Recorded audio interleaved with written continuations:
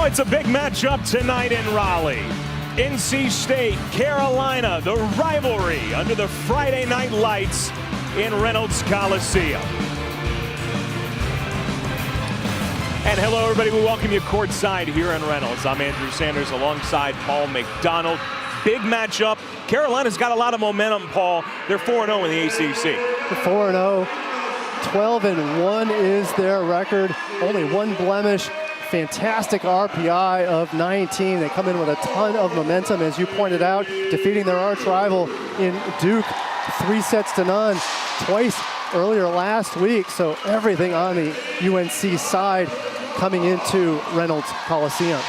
And in her fourth year, maybe Schaffmaster has been all ACC 3 years, right? So you know when you're talking Carolina volleyball, she's going to be a very important part of it. And she was very good, per usual, against Duke. Absolutely. She picks up where she left off last year. That graphic tells it all, and she is on path to go all ACC again this season. But she does have a little bit more help. Taking a little bit of pressure off of her is the supporting cast for UNC. Sophie Hampton, it really is the one to watch.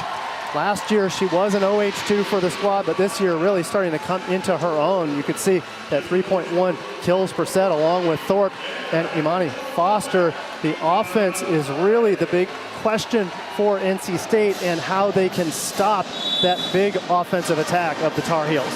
Yeah, North Carolina not as left side dominant with Thorpe, Foster, and they can get their middles and their opposites involved. Well, for NC State, 2-0 at home were the Wolfpack.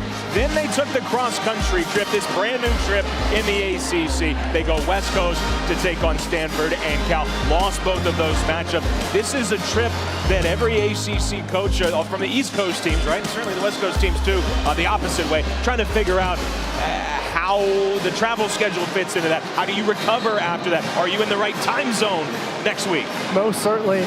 But one of the benefits of that trip is you get a boost in that RPI, having played Stanford. NC State now with that 60 RPI, still within kind of reaching distance of being in range of that NCAA number. A victory over UNC at number 19 would certainly do a lot to boost that number. Well, Amanda Rice is the headliner for NC State offensively. You see nearly 3.5 kills per set. But when this NC State team is passing at its best, as they did for the first 3 sets of the Stanford match, then they can become a lot more balanced offensively. They love to get their middles involved. That's when they're playing at their best. Absolutely. If they can force UNC to balance across all 30 feet of the net, that'll take the pressure off of Rice and allow Rice to swing against maybe one block at all against the UNC block. And away we go with a service error to get us started. That came off the right hand of Carolina setter Zoe Barron. Both of these teams running a 6-2. We'll talk about the 4 setters that we will see tonight as Sydney Daniels goes back to serve for NC State. Both teams in the midst of a rivalry stretch. As Paul just told you, Carolina beat Duke not once but twice last week. NC State facing Carolina tonight and will play Duke in a Sunday matinee here at Reynolds Coliseum. The tip will go down. Thorpe and the Tar Heels on the board. Already a unique look there on service reception. Schaffmaster over on the right for that rotation. Chelsea Thorpe stuck on the left for just that one. She gets the tip to go. Schaffmaster is the top server for Carolina as well. That's handled nicely by Sydney Stokes. Thorpe with the second touch. It leads to a free ball off the hands of Hampton. First swing for Rice, and she terminates. Excellent work by Rice, deciding to go down the line. And that's something that she's truly developed over the course of the last several years. She's always had a good angle swing, but now that line has nice command there. Great swing by Amanda Rice.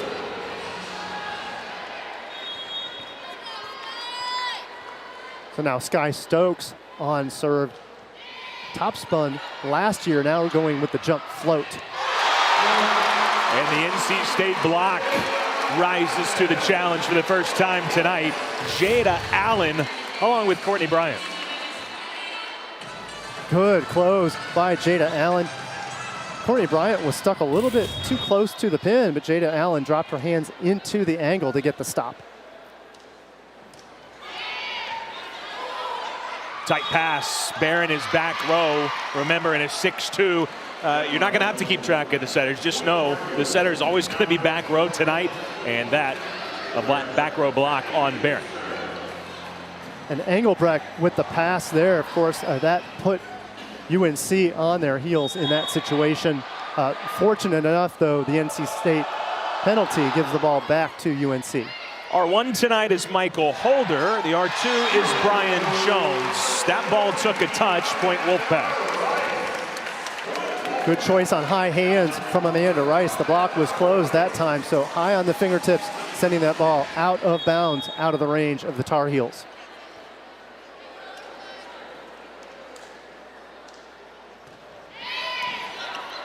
Schaffmaster handles that serve, as she does so well. One of the best passing outsides in the ACC, says Carolina head coach Mike Shaw. Coach Shaw in his second season as the head coach, but spent 5 years as the assistant, so he is not unfamiliar with the UNC team. Stepping into that head role last year, really getting his footing now in his second season as the head coach.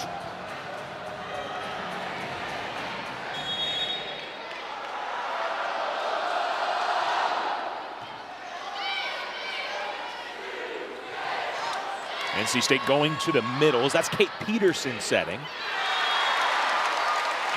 And the attack error gives the point the Wolfpack's way. NC State looking for a better start. They got swept against Cal. They just didn't feel like they played their volleyball out there, which was disappointing, particularly coming off where they played so strongly against a Stanford team that, look, is a top 5 team. Yeah, well played against Stanford, going 4 against them, but then not the best outing against Cal at all. If anything, they would have hoped, I think as a coach, if they were going to do anything, is have the best outing as their last outing of the 2 before heading home, to at least leave a better taste in their mouth, but instead, not the best trip, going 0-2 on that West Coast swing.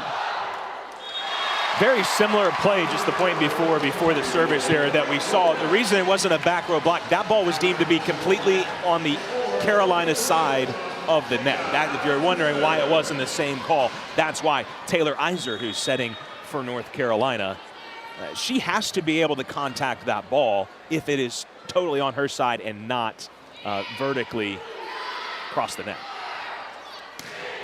Schaffmaster. Coach Shaw said, you know, she can always swing hard, but she has gotten a lot better with her vision, with her decision making as she has progressed in her college career. So she certainly has. So she does swing hard here, but swinging hard is the right option there into the gap. As we get a great look in the replay. Bombs away for Schaffmaster and the point. Madison Williams with a high tip, and the server Jackie Taylor comes up to play it.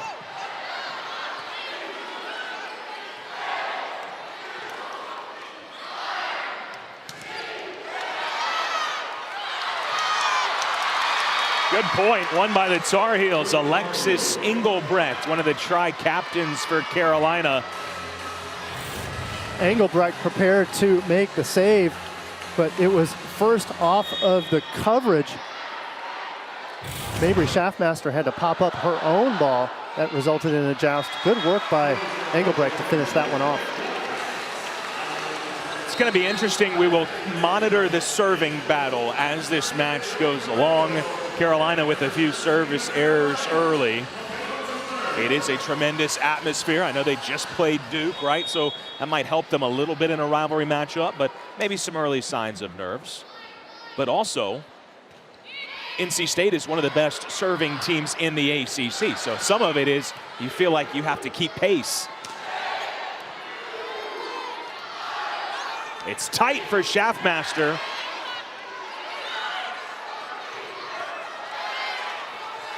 Naomi Cabello sets it across for Brizard.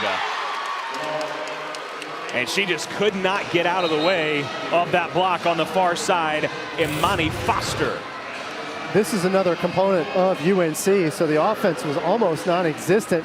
It was the block that stopped several balls on the NC State side. Eventually, Brizard nowhere to go, getting stopped by UNC.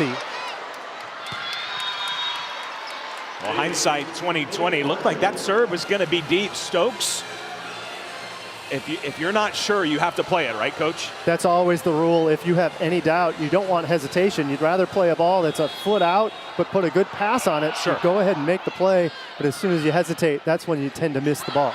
Well, there was a good pass from Stokes, but a misfire. And Carolina opens up a 2-point advantage. With that, NC State will burn a timeout. North Carolina on a little mini run. The Tar Heels have won 3 points in a row. NC State will call timeout. We'll take it with them.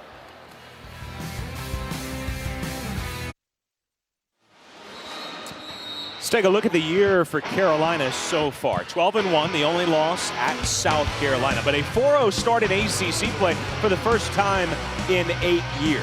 And that start, Syracuse, Boston College twice against Duke. Obviously, can't do any better than that, Paul. Looking to continue the momentum. They feel like they have a lot of it right now. They really do. 3 of those 4 victories at home, so this only their second ACC road match, but 2 wins over Duke.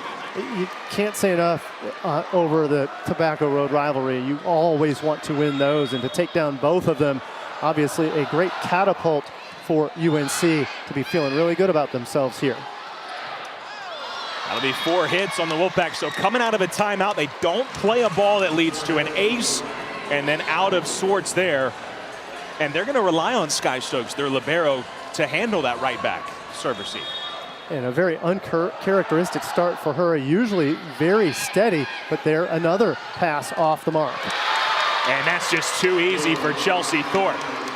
It went right to her, and Thorpe does the rest. Thorpe doesn't overdo it. Instead, she takes a swing that allows for her arm not to go into the net, but big momentum. A timeout didn't result in help. 3 more points out of that timeout from Coach Slabay. Prompts his last timeout. We'll take the break. On the timeout, North Carolina up by 5.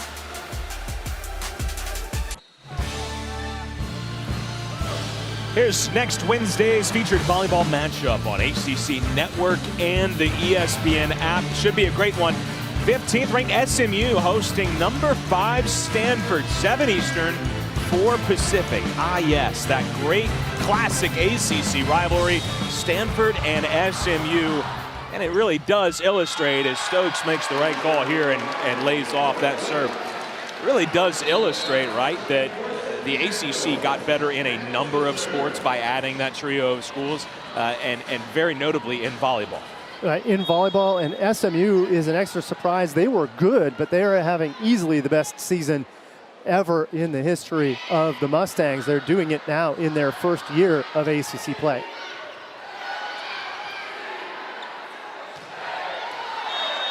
There was a touch. Courtney Bryant with the kill. You know, speaking of SMU, we get the opportunity to talk to all these coaches across the league, and one thing that a few coaches have touched on is they have a group chat. They have a text thread amongst all the ACC coaches, and we are told that maybe unsurprisingly that text thread, that group chat, is not as active now that they're in conference play, right? But reaching out to Coach Erger when SMU beat Nebraska, and that was kind of the first sign for me. Wow, you know, how about the camaraderie and just the ACC pride that all these coaches have in supporting one another? Because look, we had the first RPI release, right? Like it is both part of the fraternity of being in the ACC. And some of it is you help yourself out a little bit too. If your team's doing well, Paul, my team's doing well, that RPI feeds on itself. That's right. So everybody is happy to see SMU defeat Nebraska because they know that a rising tide lifts all ships, and in that case, SMU, of course, lifting the RPI with that victory over Nebraska. Another tip, and Barrett keeps it up. Good rally brewing here. Sophie Hampton can't end it.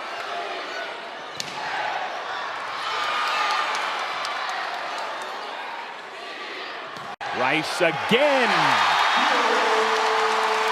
So NC State burned 2 timeouts, Paul. After the first one, 3 straight points, 4 passing, lost in those 3. What's been different after the TO, the second timeout? Well, it really was the pass just to get things started. It wasn't a perfect pass, but it wasn't an ace. UNC was mixing in the aces on both of those 3-point service runs. Now at least they were reasonably in system to get the ball back.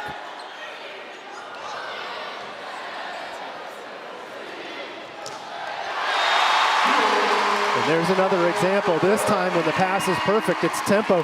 Jada Allen goes up for the decoy that holds on to the middle block, allowing for an easy swing on the outside from Courtney Bryant.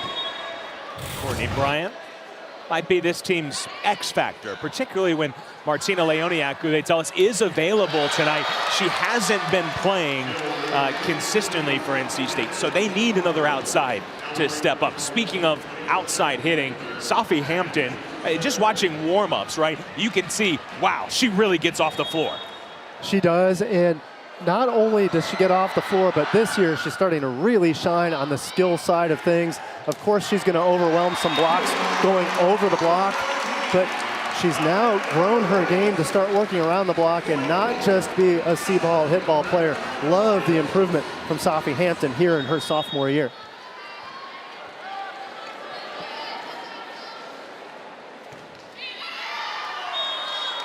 A deep serve, Schaffmaster ducks out of the way. NC State still looking for that rhythm. They haven't found it yet, but when North Carolina was up by 5, it was looking pretty rough for the Wolfpack, but now NC State starting to close the gap. Yes, it's only a 4-point differential, but NC State was looking like they were going to fall off the cliff after 2 timeouts from Coach Slabay and being down by 5, 13-8. Iser, the server, coming over after 4 years in Middle Tennessee, where she was the CUSA Setter of the Year last year. Not an NC State block there. Hampton did not clear the tape. Hampton trying for the hard cut shot. It's a very difficult swing to make. She had the right idea to move around the block that was blocking the line, but that ball never did clear the net.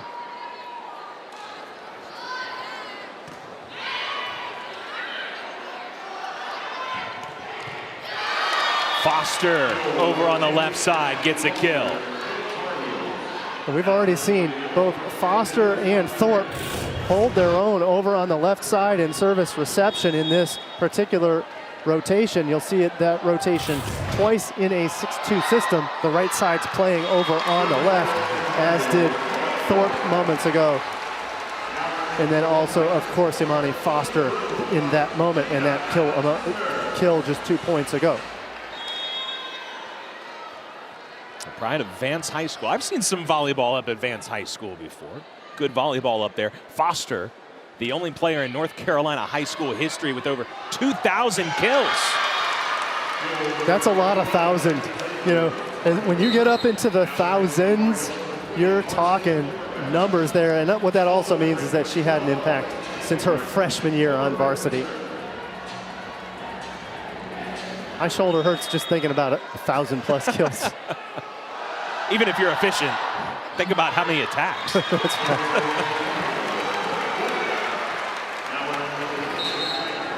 But Foster also shows why she got all those numbers in high school.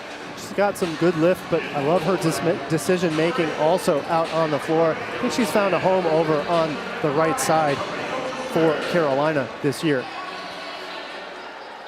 Naomi Cabello, the NC State setter, speaking of thousands, she reached 1,000 career assists this year earlier against Creighton. Foster stuffed this time.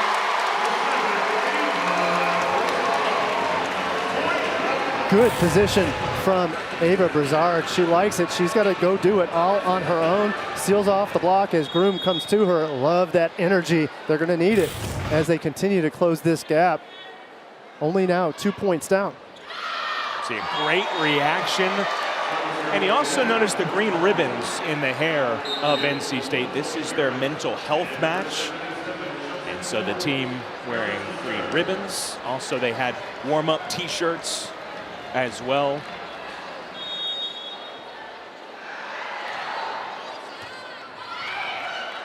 They've cut it to 3. Brizard's tip. They say that ball stayed up. A pancake for Carolina. Cut it to 2 in transition with Rice. And back in system, they can spread that block out from UNC. Rice had a free swing at a gap in the block. That only happens because the pass is on the spot. Great location, though, by Cabello to allow Rice to take the full swing.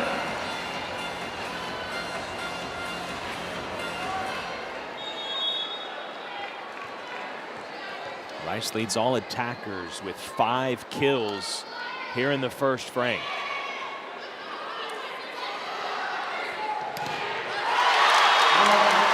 The Wolfpack block waiting for Thorpe on the left side. Sophie Groom getting involved.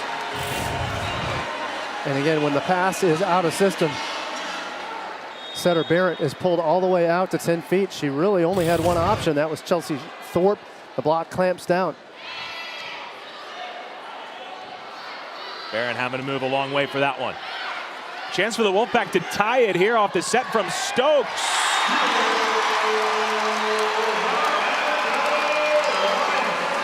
They call her Big Red. She's been red hot in the first set. 6 kills. Several great swings, particularly to allow for this comeback. She was a little bit quiet in the beginning of this set, but now 6 kills, hitting lights out 750. Several kills, including the one that tied the ball game, prompting the timeout from Coach Mike Shaw. Well, she's gone for double figures in 10 of NC State's 12 matches this year, but already 6 kills out of NC State's first 19 points. And look, you as a coach, you always want to be balanced. I know NC State does as well, but there is something to be said for the senior, the all-ACC performer, saying, hey, in big matches and big spots, we might need to lean on you at times. I'll say she's hitting 750, Paul. Balance is important, but a setter also knows they've got to go to their hot hand. Right now, you can see these numbers. The hot hand is Amanda Rice, and until she is stopped, I'd expect a further dose of her to try to get these last 6 points. So NC State burned a couple of timeouts early. They were sloppy during that stretch. A lot of it has been Rice, right? But they have really solidified their passing, which seems to have really changed things here. First timeout burned by Carolina head coach Mike Shaw, and we'll see what Carolina's response is coming out of the break. Well, it'd be tough to go to anybody except Schaffmaster. Schaffmaster is in the right side of the service reception pattern with Zoe Barron on the setting responsibilities, but all that's going to come down to where that pass is. Quality serving from Sydney Daniels, putting pressure on Carolina. Good pass from Hampton.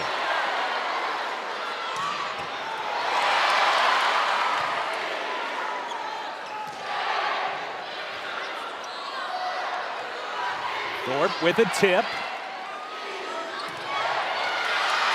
It's still up. Off the antenna it goes, and Carolina wins a crucial point coming out of the break.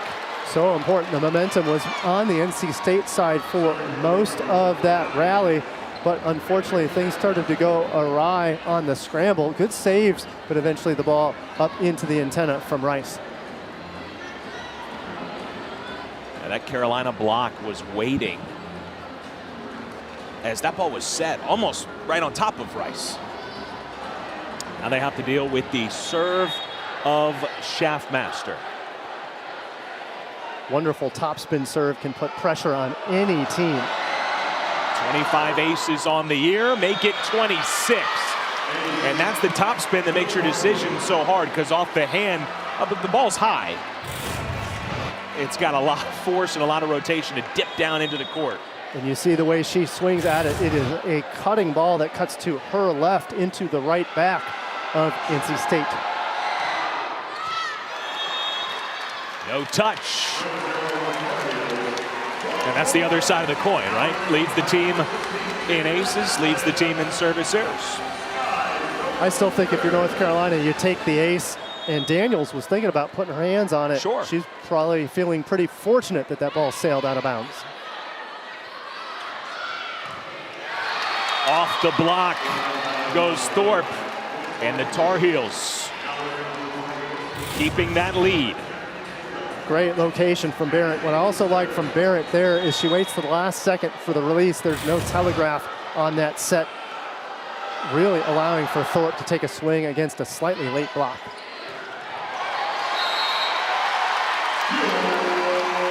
Carolina was in the net. It doesn't matter. Jada Allen,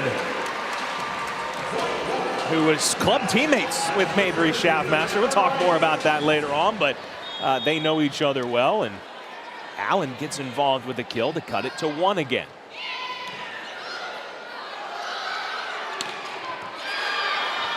Perfectly tucked into the back corner goes Hampton. Good swing by Hampton, and now NC State is going to run with one setter. Cabello in the front row instead of switching their 6-2 system. So Amanda Rice now in the backcourt. Look for her for a back row attack if NC State gets in trouble on the pass. You were saying? She was front row, went with the dump there on the tight pass.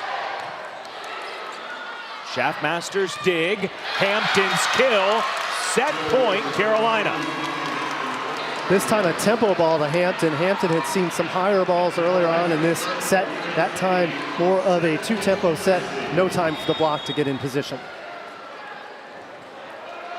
So a grad student, Isert, serving for this set. That not a competitive serve as she sails that maybe 10 feet too strong. A little bit of adrenaline on that approach to the jump set or jump serve. Got her just on the heel. They'll have to side out to get it. For NC State, they've got to ward off 2. They'll do it on the serve of Bryant. An overpass.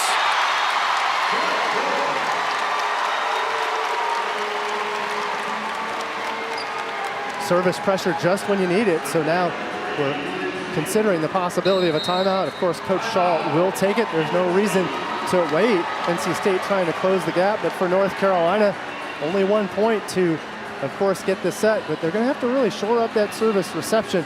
Passing shaky for UNC late in this set has really allowed for NC State to get back in this. Both teams have shown some flashes of being really good, which they have been at times this year. Both teams now all of a sudden showing just some shakiness that leads to timeouts. Here's what's at stake tonight, right? Carolina looking to start 5-0 in ACC play and pick up another rivalry win. Remember, they just beat Duke twice last week. For NC State, this dates back to last season. They've won 4 in a row. They'd like to make it 5 ACC matches here at home. They already got a win over Virginia Tech and a Virginia team, Paul, that you saw last weekend. They had a huge weekend.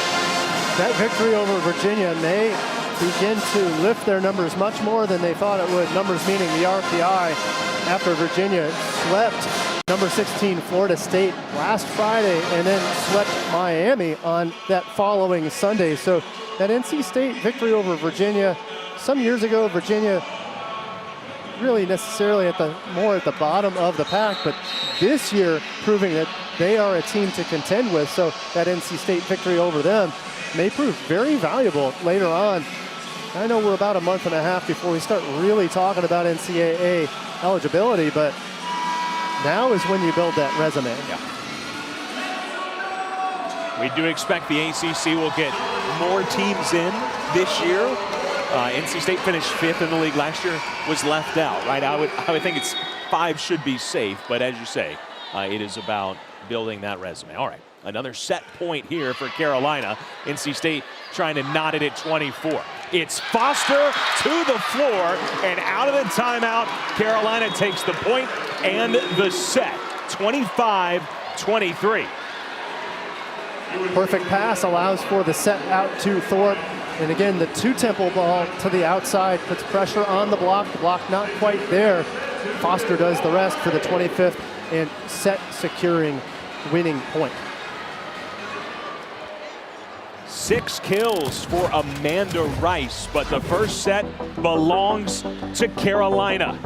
As the Heels hit 250 in a road environment. Set number 1 in the books.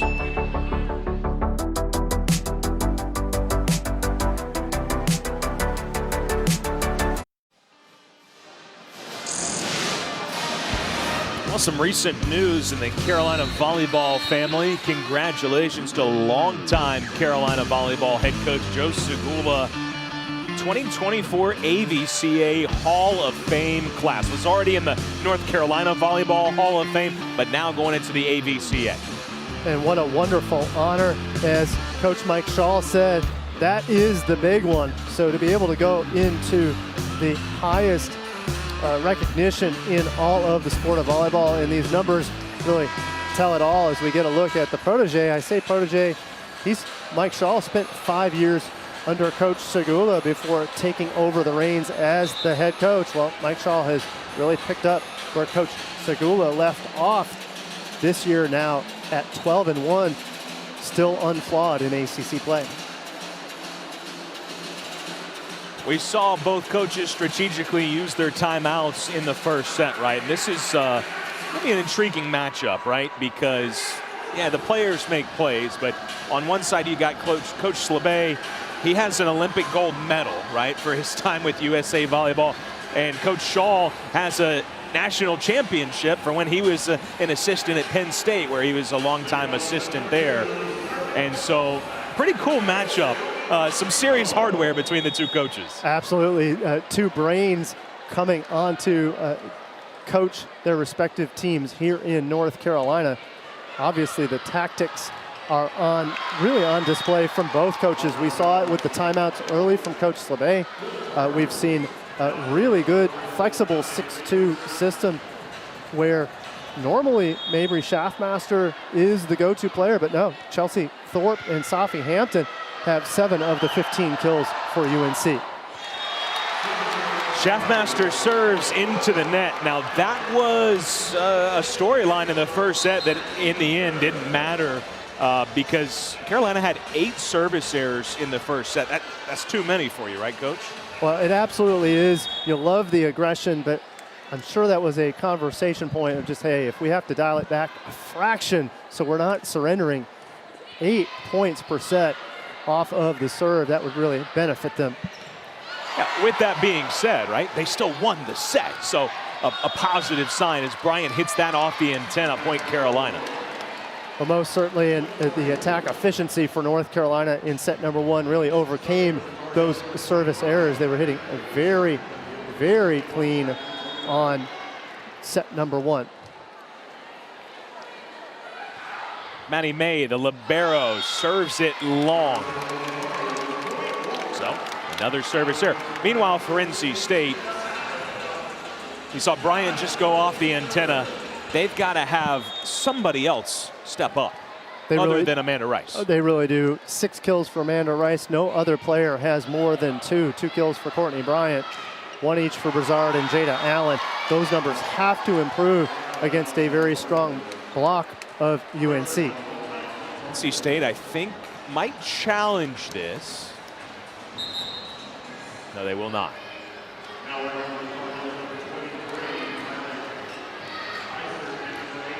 So working through the 6-2 system for Carolina, Eisert now on serve for the Tar Heels.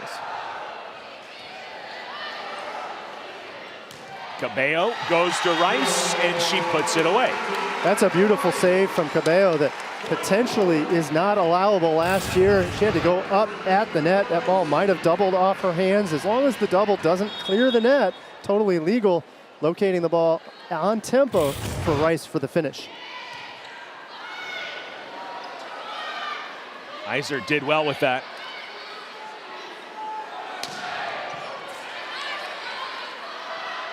She'll try the far side to Foster, cuts it across, dug out by Daniels. Another swing for Bryant. No, just a tip this time. She stays out of the net. Point continues. Foster bombs away and missed her spot. And Foster points that it was down, but only really fractionally out. I like the choice by Foster. She had the location proper. There was wide open space there, but she sails it just long.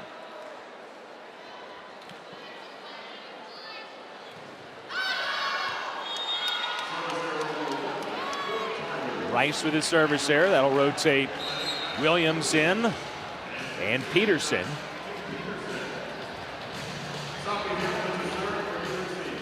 Both these teams operate so well in the two-setter system. And it's something that with 3 hitters in the front row, it can work beautifully as long as you have that consistency between your 2 setters, right? You don't want it to be, here's a pancake by Schaffmaster. We'll get back to that thought momentarily. Thought that ball was going to be down, and Schaffmaster saves the point. Off of a free ball, Williams cleared for takeoff, and NC State will retake the lead. But setter similarity certainly helps when you have a 2-setter system. Oh, it absolutely does. It's such a challenge for the attackers when they have to deal with multiple setters. The only player that gets a dedicated setter is the right side hitter, so the middle gets to work with 2 setters, so too does the outside. So important that they are consistent, just as you pointed it out. And there were some words a few moments ago. You pointed out the pancake that was a bit of a surprise on the Carolina side. Coach LeBay and his squad won the point, but he went over to the R2 after that point and said, hey, that would have been a challenge. You guys missed one here. Every point very crucial here as NC State tries to even the match at 1 set apiece. Jackie Taylor, the freshman, serves into the middle of the net. That's always nice as a coach, right, when you win the point. You don't even have to burn the challenge, but you do want to make it a point to go over and say, hey, I would have. You don't ever want to leave it to a video camera if you are confident in a call. So, and Coach LeBay never afraid to kind of say his opinion to the officials when he needs to.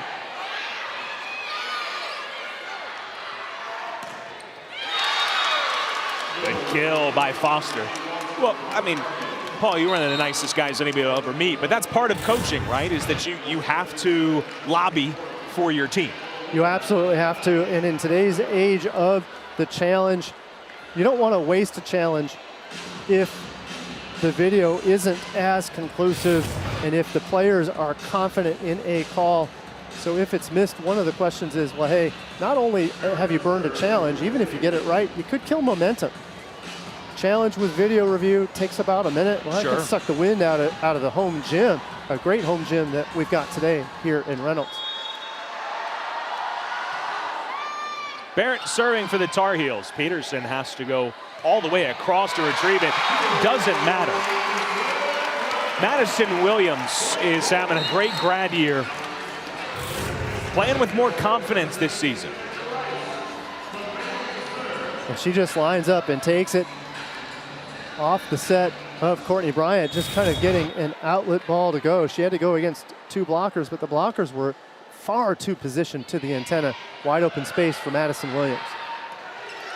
Schaffmaster's roll picked up by Bryant. It's Groom who sets it the middle, and she almost picked up an assist. Second contact this time to Stokes. And Amanda Rice just keeps on swinging. Rice recognizes that Engelbrecht is there and closed.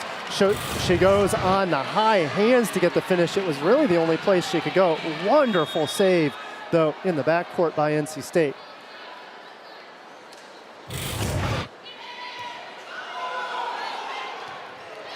There's the middle connection, Engelbrecht, who spent 4 years at Iowa State, but she's from Durham, right down the road, Green Hope High School, and spending her final year at Carolina.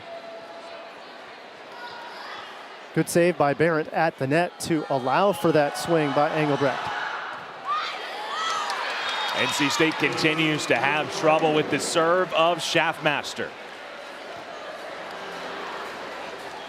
And it's that cutting serve that has a little bit of pace. When you go topspin, it's only good if it's got some pace on it.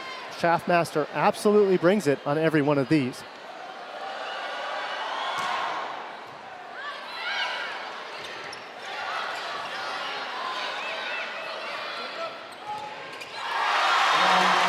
Sophie Groom played well for NC State on that California trip. Set a season high against Stanford with 9 kills, but she did it on this side of the net as well, and she's starting to emerge for this team. Well, and the block has always been there for her during her time at Stetson, and now really kind of settling in for NC State. Came in January, and Coach LeBay and company said that she had maybe about 2 or 3 weeks of just kind of settling in, and then after that, things went pretty smoothly for Sophie Groom for the rest of the spring, and now starting for the squad here in 2024. Yeah, fits in well with what was already a really established group with so many returners. Carolina scrambling here, and a chance for NC State to retake the lead. Oh, what a dig by Maddie May. And another stuff by Groom. So that's the adjustment that we could see. NC State starting to commit over on that left side. They're really focusing in on Sophie Hampton. Hampton had been taking free swings in set number 1. Now she's seeing 4 hands on almost every swing in set 2.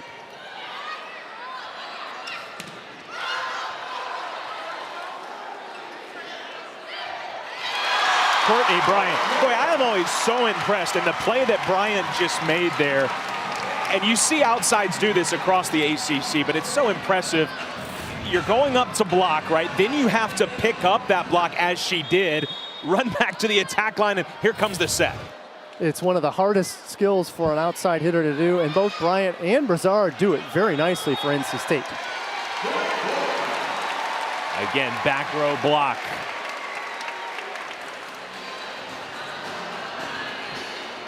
NC State picking up just a little bit more momentum here. They started playing strong midway through the first set. Not good enough to win it, but now with a lead here midway through set 2.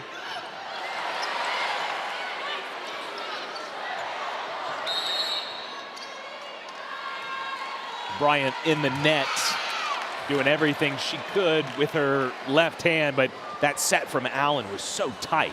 Yep, and the debate from Coach LeBay is that she was not actually under the net or on a touch, so very much questioning whether or not she was all the way underneath the net. So no touch there, a little ponytail net touch, so the call instead was that she took her entire foot underneath the net. Yep, and we see Coach LeBay actually motioning, was the foot entirely across the plane of the net line. Of course, Coach LeBay thinks it was not, but not a challengeable offense. Perfect pass to Cabello. Missed it down the line. Bryant with a little bit of anger on that swing. She really got a lot of pop on it. Got a little bit too accurate, though, down the line. Tried to be, and that ball fractionally wide. Give the point to UNC.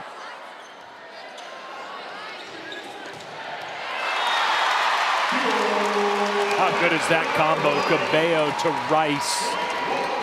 Not an easy set here, Paul. Cabello felt so good about it. She just went up with one hand. And of course, there's Rice to finish the deal. That only works because they have worked together for several years now as a team. They can really read each other's feelings on that, particularly that set, to know where to be available. As soon as it's one hand, that set is probably going to be inside. Rice recognizes that, takes that step in to get that cut shot on that prior point. She's got 9 kills and that ace. Bryant with great effort. Allen with a tough angle makes it happen.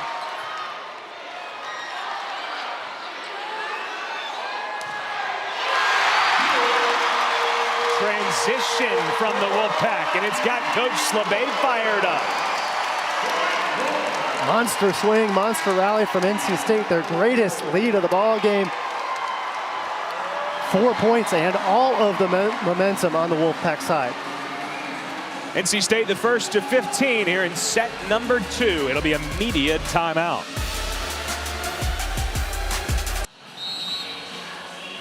Amanda Rice has really shown for NC State and the Wolfpack.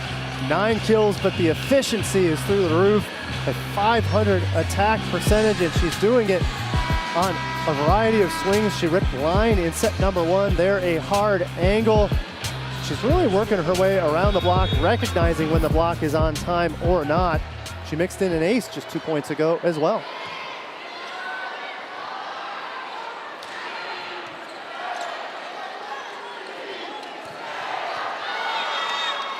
No touch. Although NC State is going to challenge this. Again, the call on the floor, no touch. You see demonstrably Coach Slebe saying, hey, we thought there was a touch. All 6 players on the court were calling for that. And always, as you have mentioned before, Andrew, one of the toughest plays to review is no touch, to see if there is video evidence to conclusively overturn that there was a touch, as we get a look at Well, we got the super slow-mo here. Oh, and that slow-mo helps so much, and it sure looks on this replay a great view from our team that Safi Hampton's left pinky finger got tagged on that swing.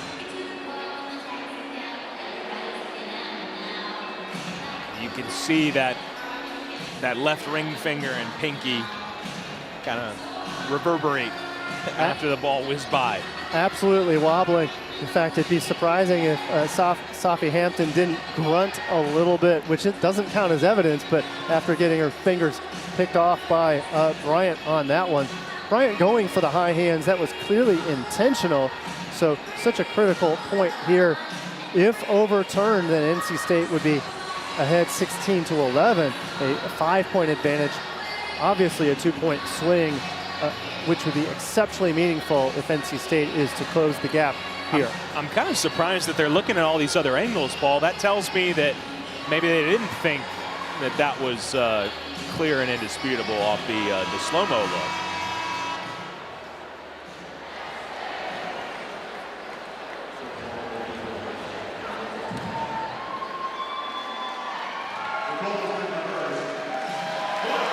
So the call was overturned. That is the confirmation. That's why you hear the cheers from the fans. And Coach Slebe now stepping over to the scorer's table. He wants to ensure that he knows he still has 2 challenges remaining. Of course, they did motion back that he does have those. So a successful challenge. It's the largest lead NC State has had at any point, at any set. And very displeased with Coach Slebe and even having to challenge that one. You could see his displeasure with Brian Jones, the R2, in discussing the pause in the action. Sydney Daniels, what a dig.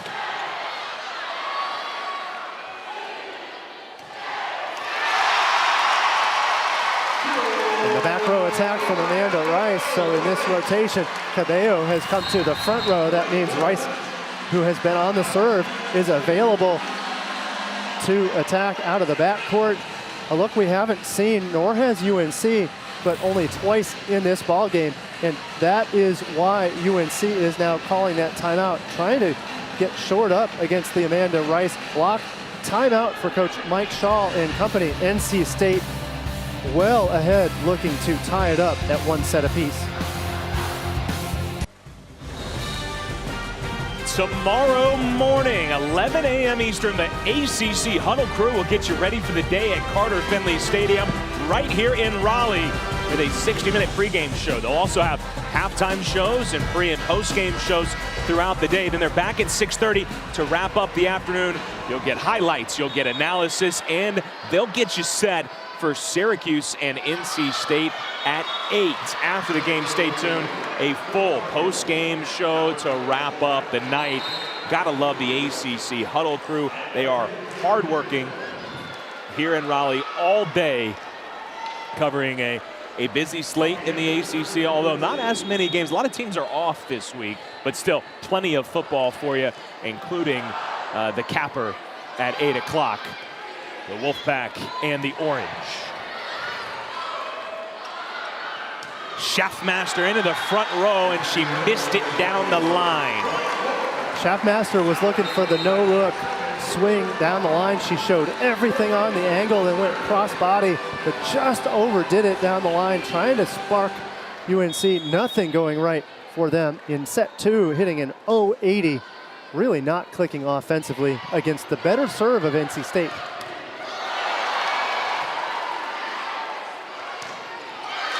Is that mostly what you attributed it to, just NC State's serve game, which is something that Carolina was concerned with? That's something you circle on the scouting report. Say, NC State serves very well. Had that increase in serving capability changed this set? It really has, and that's just what you do against a good offensive team, is you limit their offensive opportunities by serving and putting such pressure on that they can't swing at any different option on the court. Instead, they become limited to 1 or 2 options on the floor. Much easier to block those. Well, Carolina looking for a spark. And the block there by Engelbrecht maybe helping them.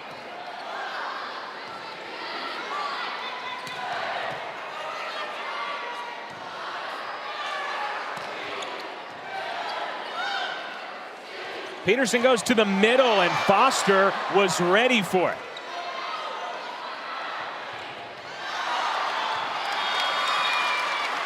Carolina on a 3-0 run.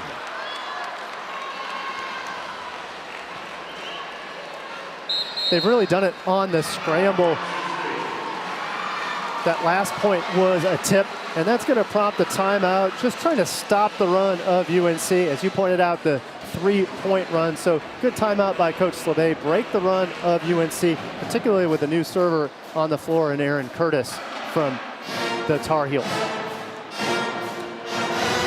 Well, we've got 2 weekends in the books so far. Some ACC news and notes, and yeah, it is very noteworthy. Pitt dropped the set, Paul, but they're still unbeaten, and they swept a very good SMU team. Absolutely. Well, some streaks have to come to an end. It was Boston College that was able to knock them off, but then that was in set 2 of that match, but then things got ugly. 16-9 the following scores for Pittsburgh, so that was the wake-up call from Coach Dan Fisher. Louisville over a great Georgia Tech squad, and when we're talking about all that RPI work, that Virginia win over Florida State, we mentioned earlier, that is only going to lift NC State's RPI later, because NC State did get that victory over Virginia earlier this season. All right, let's take a look now at some scores around the ACC. Again, North Carolina up 1-0 here in Raleigh. Louisville and Florida State, that's a good one. And Duke swept back-to-back against Carolina, and this is the matchup. NC State has Duke on Sunday. Meanwhile, Carolina will be at Wake Forest, so both these teams, after their job is done here, they'll be looking back on the replay to watch that one. They certainly will, and that Wake Forest squad, excellent blocking team. I'm surprised Duke is up 1-0. I feel like for Wake Forest, they put up such a good block, one of the better blocking teams in the ACC. I'd expect that match to go at least 4, whether or not Duke or Wake can get the victory in that one. Out of the timeout, they go to Ava Brizard. And surprisingly, that's Brizard's only her 2nd kill of the ball game. That evens her numbers. She moves up to 0. She had been hitting negative. We mentioned earlier, NC State's got to find some offense after Amanda Rice. Well, Courtney Bryant starting to step on the gas a little bit. Ava Brizard with a kill there. A good sign for NC State. Second team All-ACC member a year ago. Allen serves up an ace, targeting her former club teammate in Mabry Schaffmaster.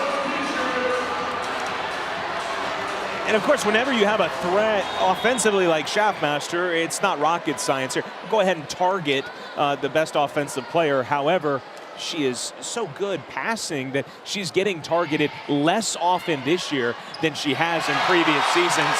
So that leads to Safi Hampton having to do a lot. And Coach Shaw said she's been very good this year and much improved in that role. However, here, an overpass and an easy score for Brizard. Good discipline by Brizard. Brizard has to wait until that ball gets onto the plane. She does wait, and then put it down. NC State cruising right now on that serve of Jada Allen, putting big pressure on UNC. That serve is what you were just talking about. We were talking about that just a couple of minutes ago about how important it's been, and it really well highlighted on those 2 points, and it hasn't seemed to matter who they target for North Carolina. In talking with Coach Mike Shaw earlier this week, he said that one of the key points that he respected from NC State, not only the rivalry between the two squads, which always elevates each other's teams, but he did say that the service pressure of NC State was a main point of focus that UNC was going to have to handle. In set 1, they handled it, but set 2, now they're starting to crack a little bit. Well, we talk about the AAU connection, right? Mabry Schaffmaster's from Newcastle, Indiana. Jada Allen from Fishers, Indiana. And Munciana, as you see, Schaffmaster was the MVP, but there they are, teammates, and that is a really well-known club, obviously a very successful club, and pretty cool connection between these two. Former teammates, now rivals. That's right, and just babies in that picture as you see shots now of the game of the grown-up players in Jada Allen and also Schaffmaster. But yes, they go all the way back.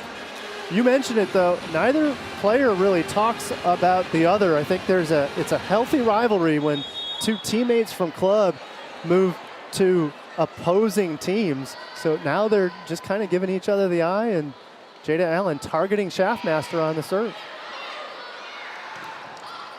Out of the timeout, Carolina picks up the kill and cuts it to 5. Look, it's really cool and give a lot of credit to our crew to be able to get you an old picture like that to kind of look back. That's really fun, but the reality is, not just in volleyball, but really in every sport, when you play it at high level Division I in the ACC, a lot of times you're going up against people that you grew up playing with or against, right? It's a small world when you play at the very, very top of competitive athletics.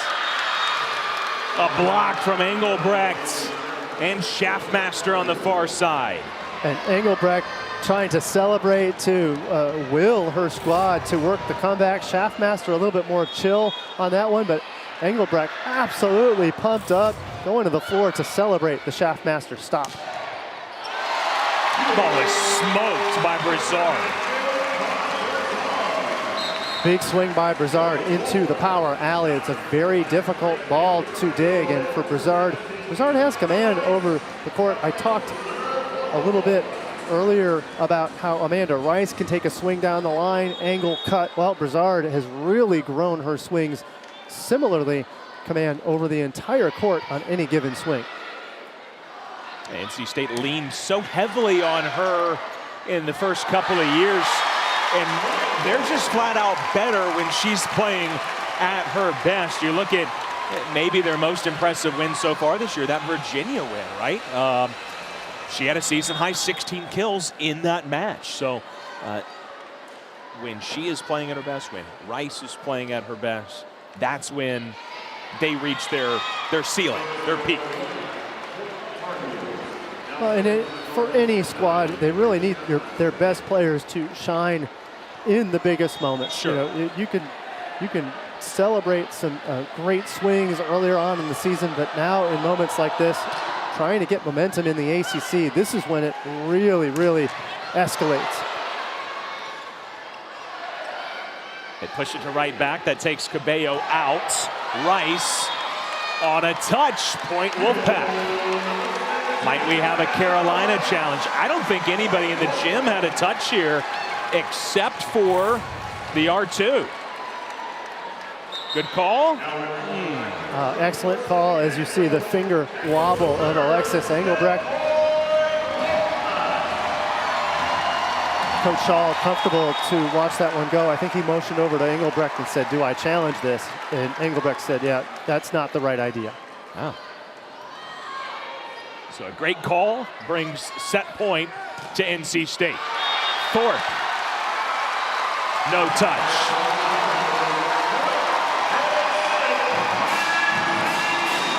NC State wins set 2. Carolina kind of waiting on the court to see would they challenge And the answer is no. So we will head to intermission tied at a set apiece here in this rivalry matchup.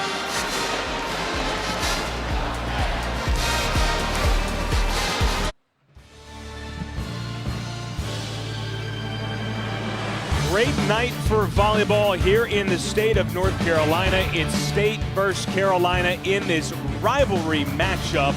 Intermission tied at 1 set apiece. We welcome you back courtside. I'm Andrew Sanders. He's Paul McDonald. Thanks for joining us tonight. Look, Friday night, where else would you rather be? Great crowd on hand. It's been pretty even so far, 1 set apiece. It really has. UNC really handled things in set number 1, but the service pressure of NC State was really the difference in set number 2. Offense really could never quite get on track for UNC. UNC had to spread it around, but seldom were they in system for much of set number 2. Well, let's take a look at some highlights through the first couple of sets. And, well, you said it, North Carolina clicking early. They had 8 service errors in the first set. It did not matter because their offense was outstanding and the balance really stood out, which is, again, what's carried them all year. It really has, and that balance was on full display. Set number 2, Alexis Engelbrecht started to get hot. She's hitting at an 833 number. 5 kills for her, but it's that spread, as you said, 4 kills for Hampton, 4 for Thorpe. But NC State and Amanda Rice really getting hot late in set 1 and then into set 2. 11 kills for Amanda Rice, still hitting at a blazing 562. 11 kills in 2 sets, and the efficiency there as well. 11 kills on just 16 attacks for Rice.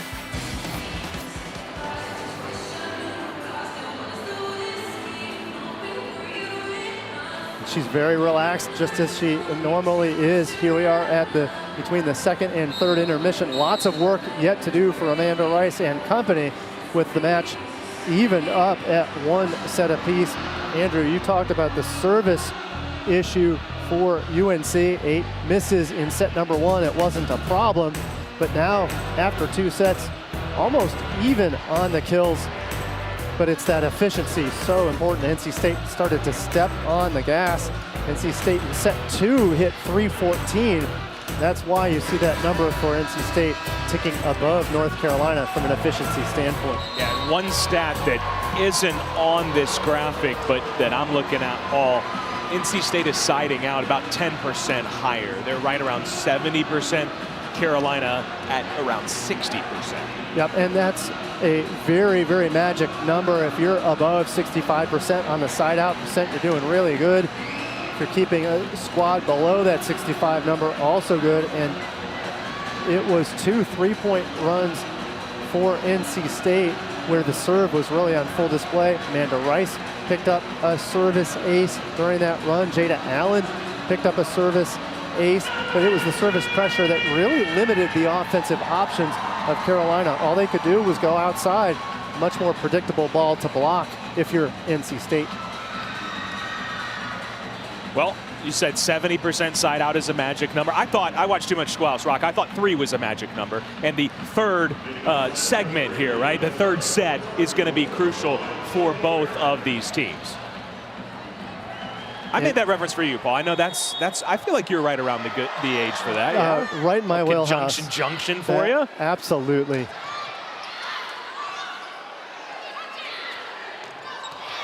Schaffmaster, you see the vision. It was there, and just the dejection on her face because she just missed her spot.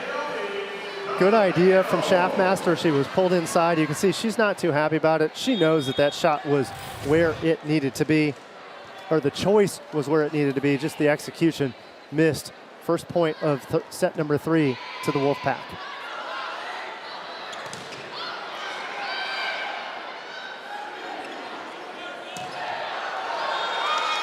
No touch this time, and a rare miss for Rice.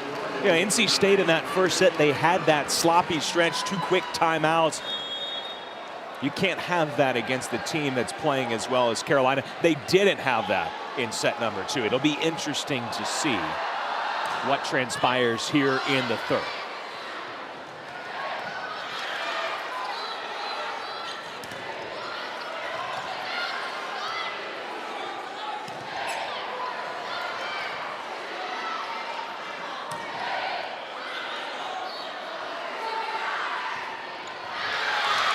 Long rally won by Carolina. Chelsea Thorpe had a lot to say in the first set. She led them with 4 kills. She did not have a kill in set 2. So a good sign for Carolina to get her going early in the third. Certainly the MO of Carolina to get her going, and that a quality swing over on the right side. She was elevated up and over the block for that point. The Ohio State transfer.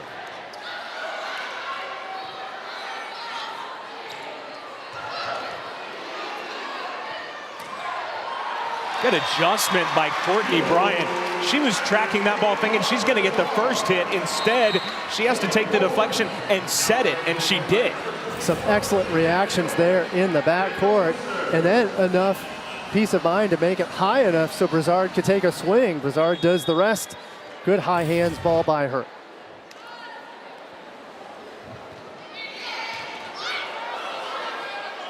May tracks into the courtside seats and makes the save. Tempo set to Bryant, and she puts it to the floor. Beautiful jump set by Cabello, located perfectly to Bryant. And again, Broom holding on to the Engelbrecht block. Engelbrecht can't get over there in time because she has to keep one eye on the swing of Groom.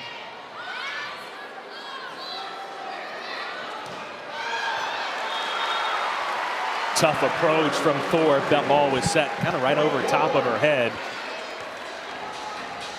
And one of the challenges that Thorpe is finding is Thorpe needs to get back just a little bit further on her transition so she can keep a few more of those balls in front of her. Some of that is Thorpe really putting herself underneath the set without much room to swing. Oh, Hampton just goes flying in for that kill. And again, so much fun to watch Hampton play. Hampton comes in very athletic, but now very much demonstrating the skill growth in her sophomore season. Again, NC State tempo.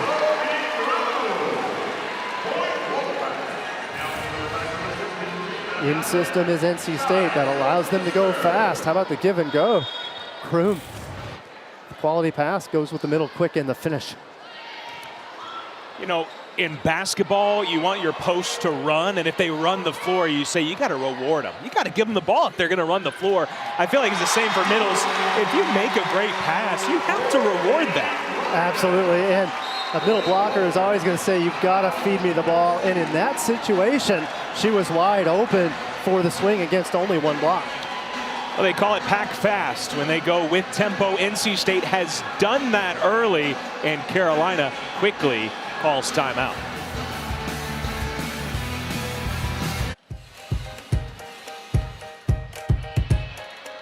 Sophie Groom and NC State all smiles here early in the third. Back with Paul McDonald, I'm Andrew Sanders. And this was a team that was largely set. They didn't have a lot of the needs that they wanted to address in the transfer portal, but they did bring in Sophie Groom. She's made a great impact. Sophie Groom coming in from Stetson. That her first kill that prompted the timeout, but she's also put in 4 blocks for NC State here as we remain early in set number 3. Great hustle by Sophie Hampton, but just ran out of real estate.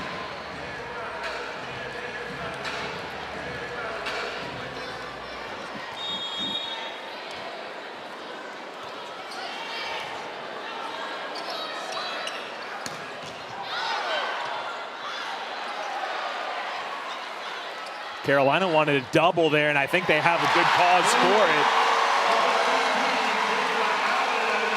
Jada Allen, obviously, she's in an awkward position. She makes the play. We'll take another look. You be the judge. Coach Shaw wants an explanation. Well, this is a little bit after. And I don't blame that energy to get the stop out of the point, but there's Coach Shaw. It's about as as angry as you're going to see out of him. A wonderful coach, doesn't get too fired up, but there he's looking for that carry on the NC State side before the block even happened. Ball was down, point goes to Carolina, one they badly needed. Yeah, that's not something that's reviewable. It's going to be a judgment call there. Is it 2 or 1? I can certainly see them making the case. Now some perspiration on the floor was NC State had a couple of players trying to pancake that ball.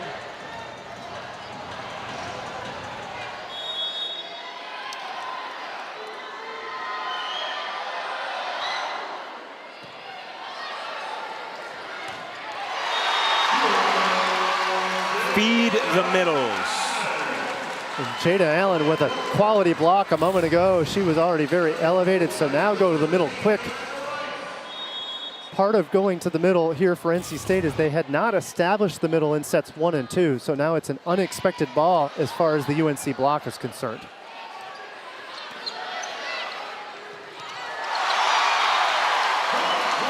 Setter dunk from Cabello. Cabello does not always play front row rotations, but now with Rice in the back court to serve, that means a front row play from Cabello. Everybody is asleep on the UNC side. And it's nice when you have a setter in Cabello. Look, she's 6'1". She's plenty physical enough that you can put her in the front row and she can attack and block as need be.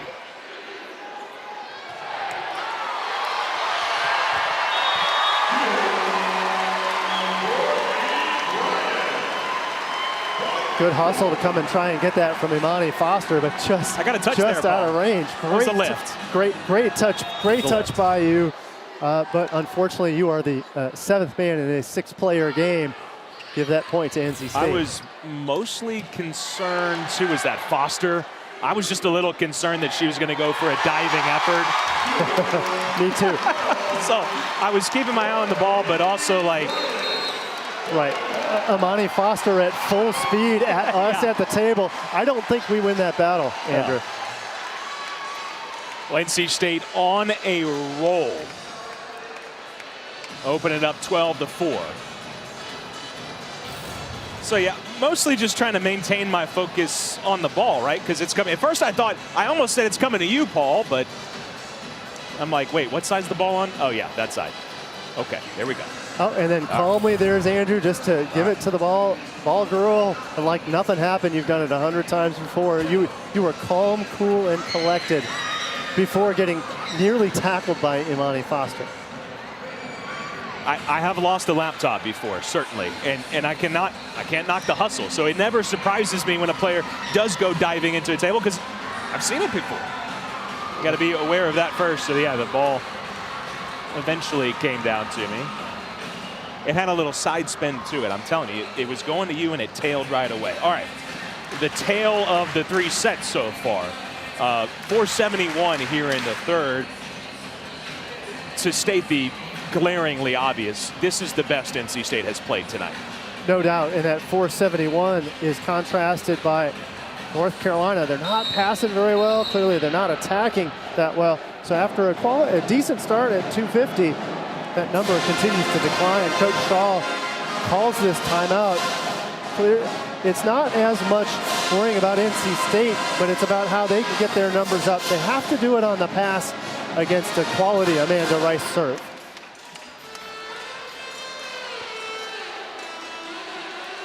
The adjustments, the X's and the O's, again, from 2 great coaches.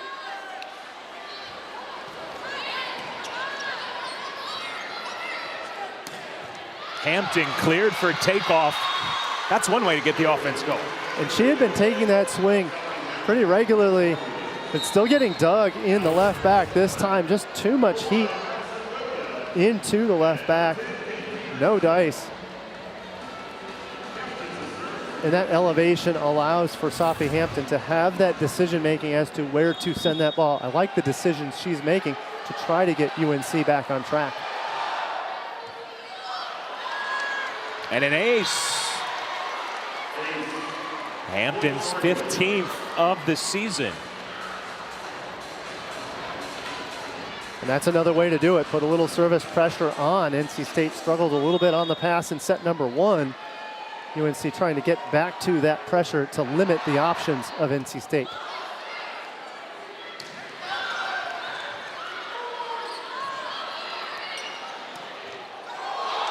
Schaffmaster with 2 hands. I don't think anybody in the building was expecting her to pull out 2 hands on that. I would have expected a single-handed tip or a swing, but instead she just puts 2 paws on it and puts it down. NC State will call timeout. We'll step aside. Wolfpack open up an 8-point advantage. It's been cut to 5.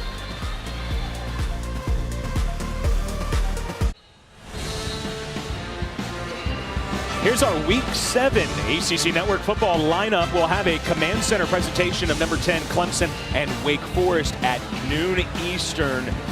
That is in Winston-Salem. 4 different camera angles, real-time player and team stats. Then 4-1 Virginia hosting 3-2 Louisville, and we'll cap the night 4-1 Syracuse, 3-3 NC State. That's at 8 o'clock. Each game also available on the ESPN app, so you can watch anywhere. Out of the break, NC State stops the 3-0 Carolina run. The defense for Carolina had been on its heels, so they're the tip, very shallow. Even the pancake couldn't quite reach it.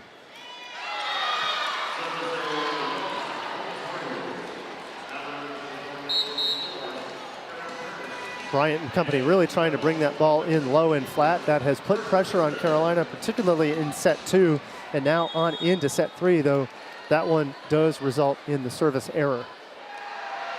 Erin Curtis came in to serve in the 2nd set, back here again in the 3rd, making her 9th appearance of the season. The freshman from California. They set Schaffmaster. Coming into this set, she had just 3 kills for the night. She's got 2 in this frame. And remember, she averages better than 3 kills per set, so noteworthy that she was at 3 through 2. They have got to get her going. They get Foster with the block on the far side. 6-1 run from North Carolina has them right back in it. It was 12-4 just a moment ago. Nowhere to go, though, was Brizard. Imani Foster perfectly turning in her right hand to ensure that she's not tooled. That ball goes on the NC State floor. That ball was called down. Now, based on the reaction from the NC State bench, they are going to challenge, and yes, they will. It was, honestly, my eyes went to the Carolina huddle because I thought, you know, they were, and then all of a sudden I read on their faces kind of the surprise. Almost the second of, oh, they ruled it down. So it's on the far side, Paul. I didn't have a great look at it from where I sit. No, neither did I. We don't have the best view of it, but an immediate challenge from Coach Luca Slabe. He jumped right out of his seat with that green card to go ahead and challenge in or out on this one.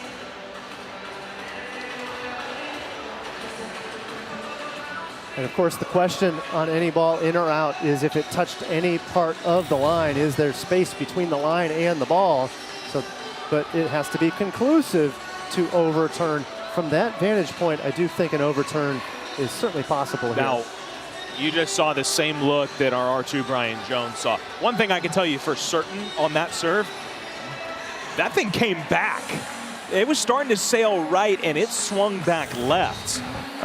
And so you could see why Brizard laid off of it. Now, super slow-mo. Does any part of the ball touch the line?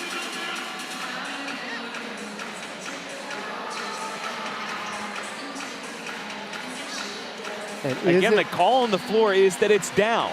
Yep, so it has to be conclusive that at least a part of the, that all of the ball is away from the line. So you got the assistant coaches jawing at each other, discussing whether the ball was in or out. What an interesting scenario is Coach Ganadakis debating with assistant coach Parker Mickish as to whether or not that ball was in or out.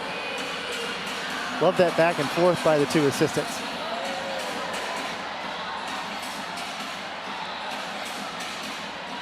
Taking a long look at this. The fans have started doing the wave. This is going to be our best angle. Again, right here, ball's headed out, right? And then it takes a left turn. Now, does any part of this ball catch the line?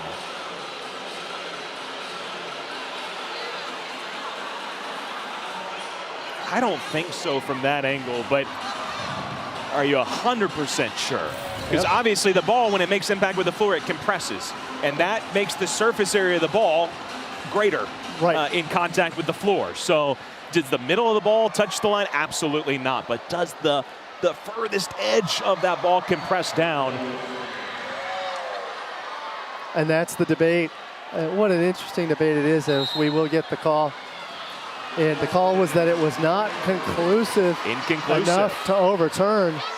Coach LeBay absolutely not thrilled with that call, as that curveball was called in and it was not conclusive enough evidence to overturn. So credit the ace to Aaron Curtis. Yeah, I think if the call on the floor is out, then it'll be the same thing, right?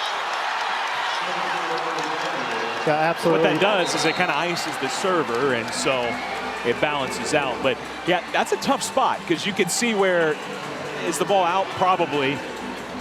But are we 100% sure? By the way, that review, getting a look at it, gives you an idea of how much the ball can knuckle and why passing can be so difficult. It absolutely is, and that's the beauty of a running float or any sort of float serve, is that you're going to get that cut action, and keeping that point on the side of Aaron Curtis and UNC just continues to maintain that momentum. I mentioned it moments ago, but NC State was up 12-4 to start out this set. Yeah. It's been an 8-2 Carolina run since then. And still a lot of volleyball left to play in this frame. However, the service errors continue. Carolina now with 13 service errors on the night. They also have, to be fair, 6 aces. Well, and it's the service pressure that they want, and it's a risk reward. Those service errors do tend to add up, but if they can put pressure on NC State and limit their offensive options, that's the most important part of that pressure serve. Like Schaffmaster is almost automatic when in rhythm.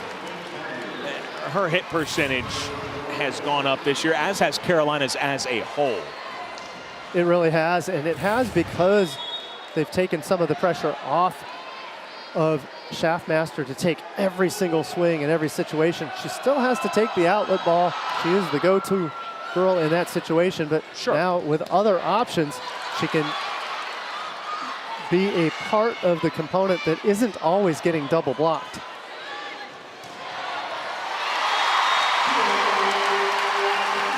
NC State keeps Carolina at arm's length with a kill here from Brizard.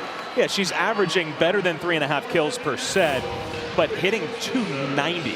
And usually if you're getting set that often, you know, in years past, okay, you're around 210, 220, 230, sure. But to be hitting, you know, near 300, awfully impressive.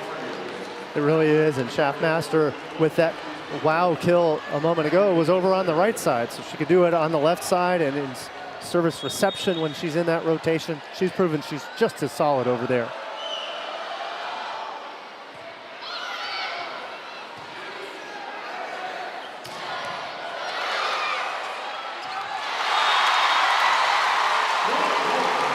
North Carolina calling, asking for the double, but they're not going to get it, and I don't blame them.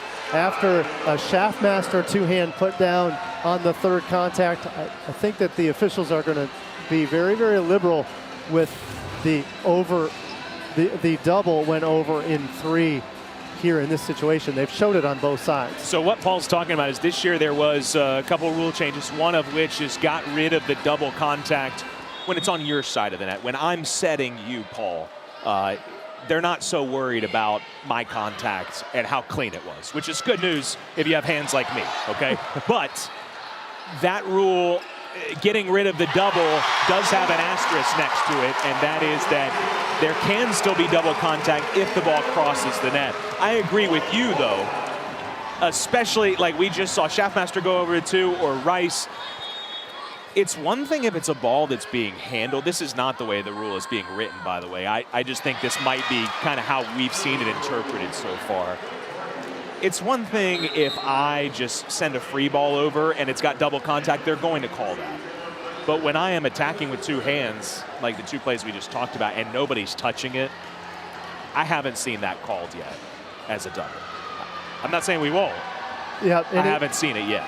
And I'm not gaining an advantage on the double contact there. And I think the officials are waiting for more clarity after a season of that rule change. They're supposed to call it, but then how tightly do you call it on the third ball? That is the question. NC State in the net. And Jada Allen is the one that's being called for the net touch. And again, Coach Slabay discussing, well, where and how did Jada Allen end up in the net? And Coach Slabay is discussing the possibility of a challenge. He will challenge whether or not it was a net touch or not. So the question on the net that Coach Slabay is talking about is, was it the hair that was consequential versus any other body part on the net touch? And it was the hair. So the hair should technically be legal on that touch. So if the official on the review is seeing what we are seeing, then the play would instead continue. That's right, it would be a replay because the play would have continued had the whistle not been blown. So the two thumbs up. That means we're going to replay things.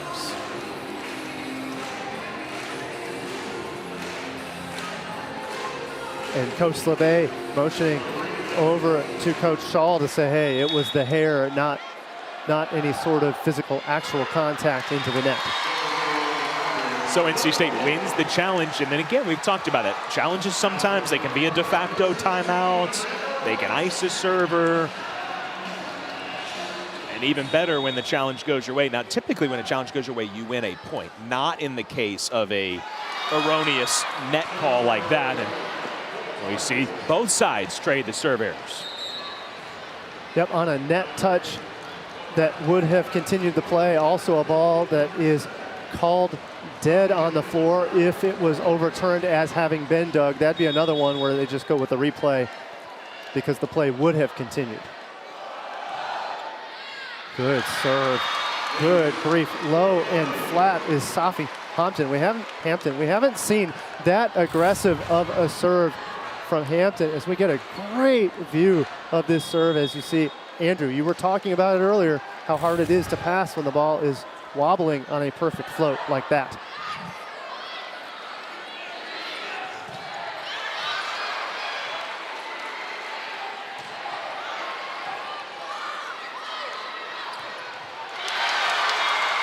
Jackie Taylor.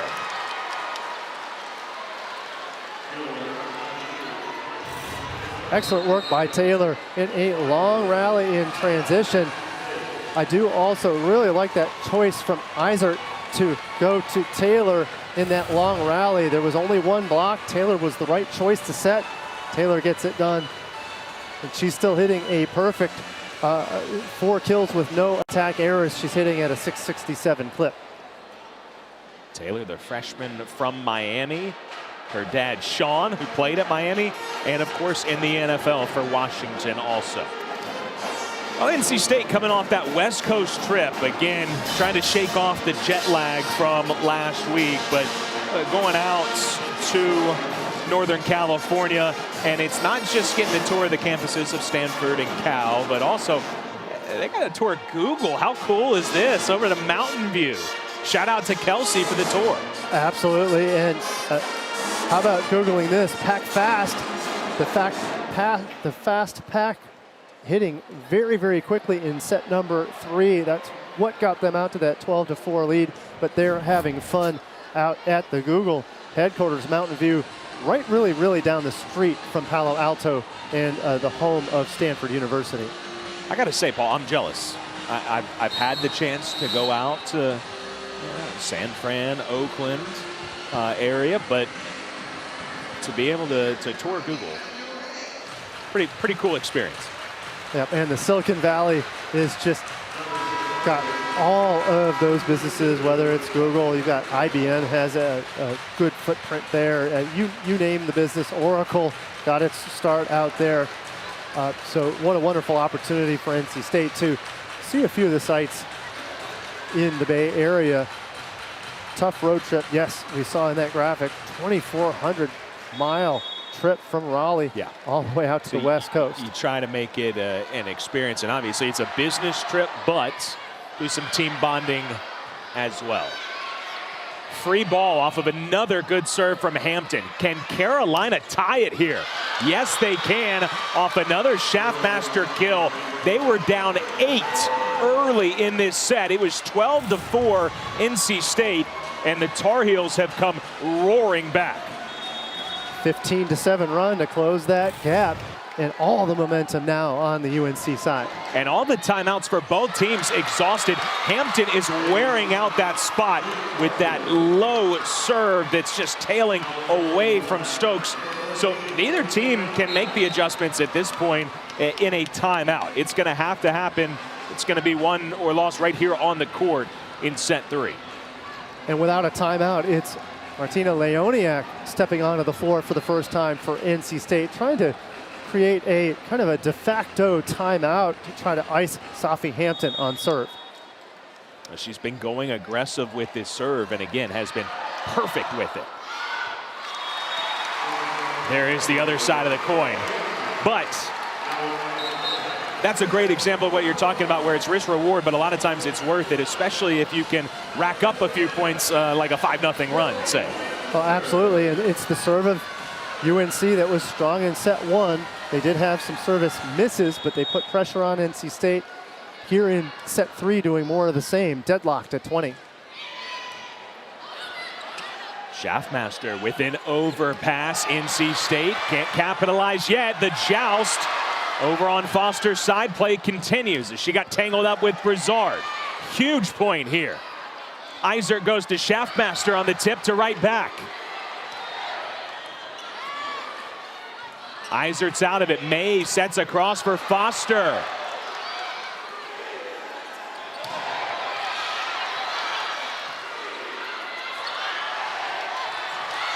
This is shaping up to be the point of the match.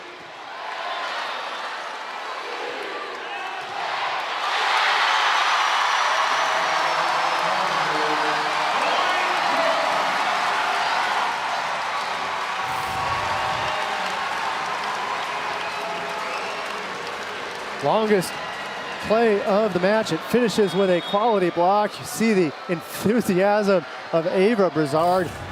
There's a dig off of an Amani Foster attack midway through that run that was really key to keeping the rally going, and NC State eventually getting the point. Carolina scrambles, keeps it up. Not this time. It's 3 straight from the Wolfpack to answer the 5-0 Carolina run in a game of swings. Couldn't happen at a better time if you're a Wolfpack fan. It was that big block of Brizard, then the big middle attack from Jada Allen. Key swing for her. A thunderous kill from Foster. How about that answer from Foster? Foster's a little fired up after getting stopped a couple of points ago.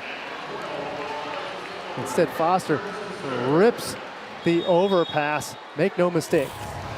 Perfect point for Foster.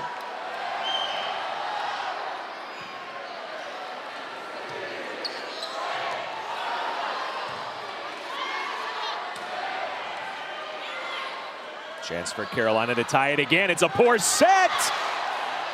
Deflects over to the NC State side. Brizard rises up and uses the block.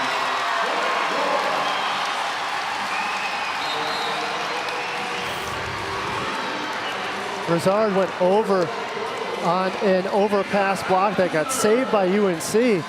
So go back to Brizard. She gets another tool. So her last 2 kills were off of tools off the UNC block.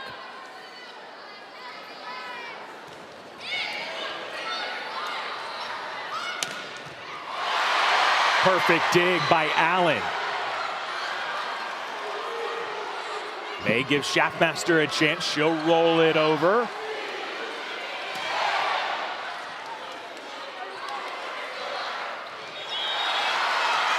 And that's a lift.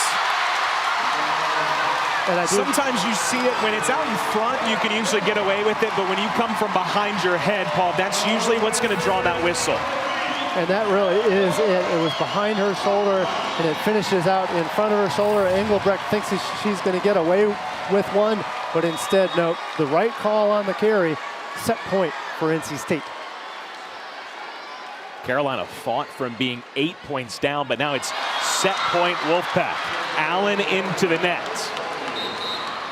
24-22. So the serve and the pressure on Zoe Barrett. Barrett will also set now for 3 rotations if she can get them. For NC State, they would like to stop here. First ball side out is just what they are looking for. For them on the set, Kate Peterson will do the setting for NC State in this rotation.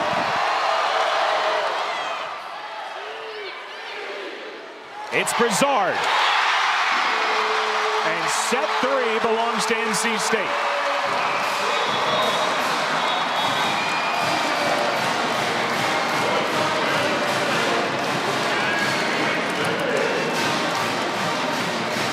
Ava Brizard got hot late. We had talked about needing kills from someone other than Amanda Rice. Well, late in set 3, it was Ava Brizard with a fantastic swing. They ward off the comeback from UNC. NC State leads 2-1.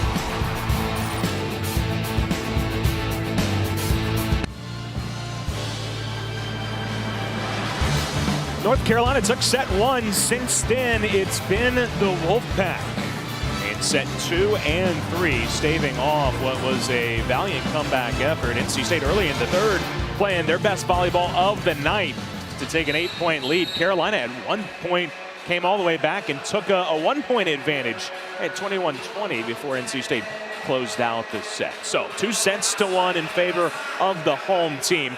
Here's a look at the RPI, and Paul, you noted earlier, still a long runway before we're really concerned about RPI, but the resume building has already begun.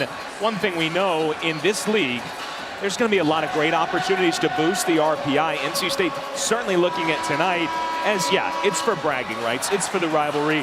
It's also going to really help that resume and help that number. It really is. It would be so important for NC State to upend North Carolina. It would create some momentum. Also, it would deal UNC their first loss in ACC play. It would take them to 4-1 for NC State, gaining momentum after coming off that rough West Coast trip where they fell to Stanford. They looked good against Stanford. Stanford was just the better team in that one, but then they did come out a little flat against Cal. So yes, it's early yet, but NC State still within range. A victory over UNC today would really help their cause. And this NC State team, very similar to a lot of teams in the ACC. When they play their best volleyball, they can beat anybody. But how consistently can you play that top-level volleyball, and can you put it together for 3 sets, not for half a set or 1 or 2? And it's that consistency that Coach Slabay is looking for. So far, UNC has had it, but they have certainly seen a tough matchup today against NC State. It's a good pass by Bryant. And Carolina's block straight down to the floor. Engelbrecht getting in on that stop. This time she was right on time, but also, of course, Chelsea Thorpe. She is pumped up after a tough set 3 loss. Great block by her.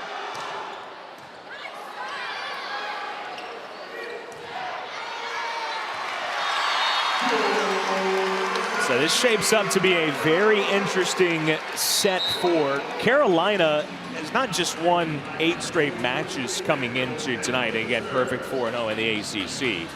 But including the first set, they had won 9 straight sets before NC State just took the second and the third. Does the Wolfpack momentum continue, or does Carolina force a 5th and decisive set? Certainly a good start for North Carolina. It's been the passing which really failed them in sets 2 and 3. Here early on in system has been North Carolina for particularly 2 of their 3 points.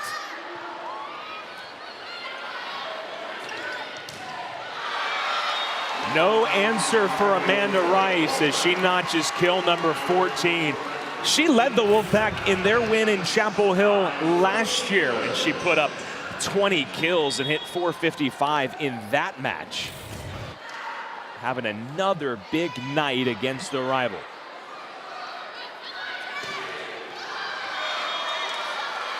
Thought there was a touch, doesn't matter. That's into the back corner.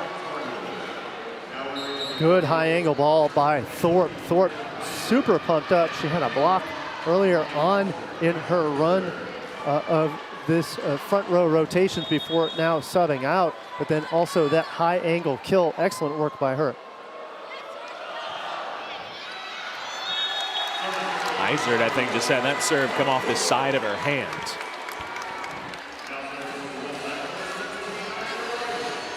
And the aggressive effort of UNC results, though, they're in their 16th service ace of the match. We're only early in set 4. Jackie Taylor again. Continues her big night. It hasn't been quantity, but the quality is there.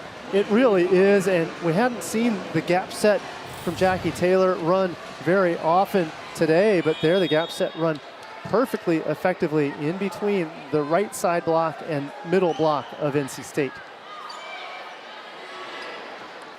Peterson setting Williams. Schaffmaster calling for it. There's Taylor, and a rare misfire for her. Well, that was the MO in that particular rotation. Go to Taylor. They set her twice. We haven't seen her set twice in a row all match, only until there, the first time the kill, second time that ball sails out of bounds. Set was behind Foster. She just has to push it over. There's an example of what last year was a double, I think. Not going to be called. And NC State, not their finest point offensively there. Certainly not their best moment. That ball clearly on the NC State side, but whiffing at it, just trying to make a save. Volleyball can be a hard sport even when it looks easy.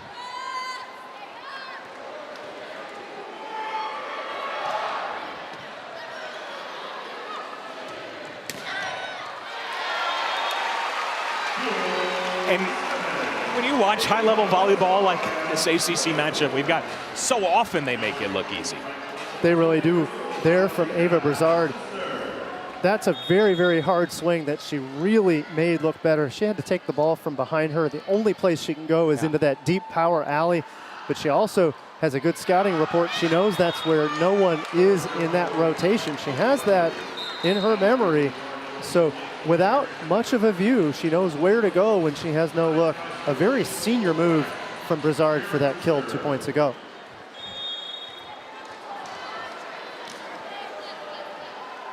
Barrett to serve now for the Tar Heels. Sails long. Brizard thought about playing it and then laid off. The ball sailed at least 3 feet long. Well, good idea from Brizard just to lay off of it. I do like her getting on top of it. We said in set number 1, better to play a ball that's close, but that one well wide. Give the point to the Wolfpack.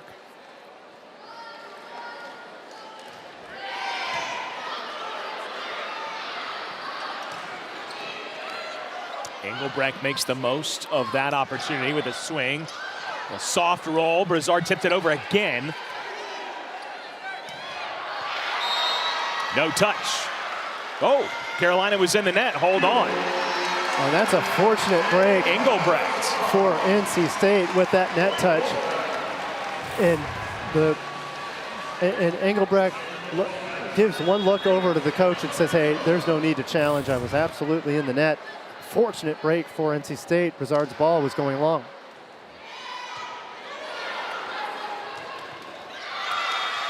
It's a way to atone, right? Give it right back to her, but I also like that choice from Zoe Barrett. Player makes a mistake, you want to get them right back into the rhythm after an unforced mistake. Give them the set. Engelbrecht, no mistakes there. Opens up her shoulder and gets that ball into the left back.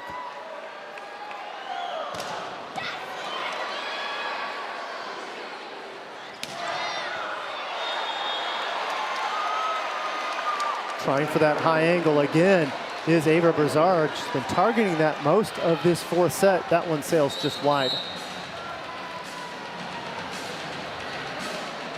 And we're gonna take a look. Brizard with 11 kills tonight. She had 16 when these two met last year. So kind of same story. Rice and Brizard carried NC State to the win in Carmichael a season ago. And trying to do it on their home floor. On this one, the challenge is now whether or not the ball was in or out. The call on the floor as it stands is out. So the review is whether it was in or out. But on that review, they can also review a subsequent part of the play. They could actually see whether or not there was a block touch on the side of UNC.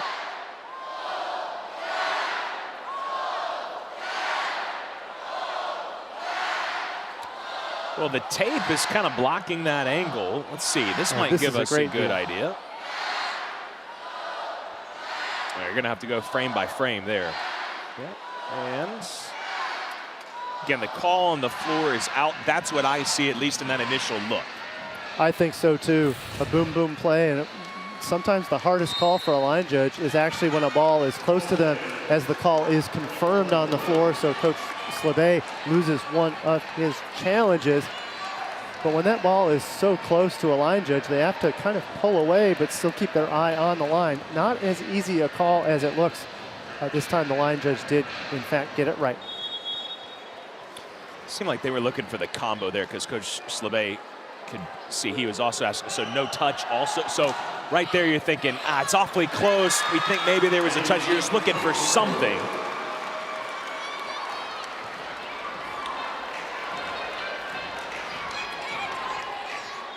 Get the serve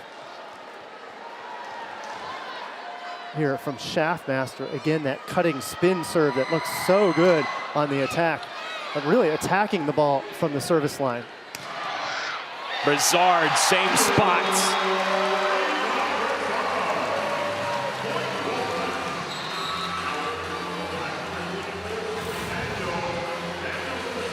Good answer off the Shaftmaster serve. How about a big booming swing from Brizard?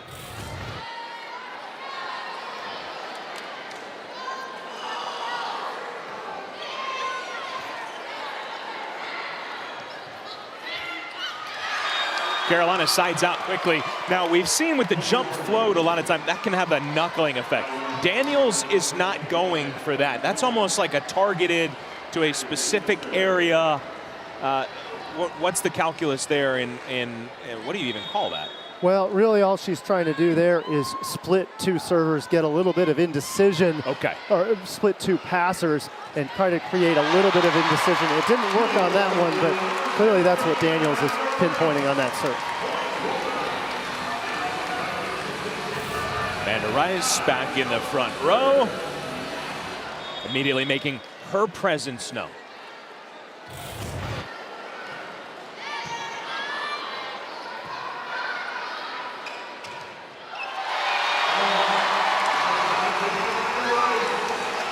And another wonderful block from Rice. So she gets a kill on the hard cut, then steps in and gets a first ball block there to continue the service run of Sky Stokes.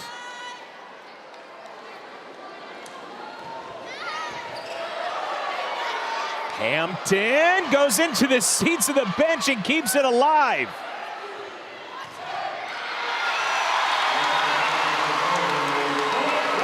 great effort, but NC State will take the point. And NC State was down earlier on in this set. Big momentum on the Carolina side. NC State now has gotten it back. Service pressure from Sky Stokes is really the answer for NC State.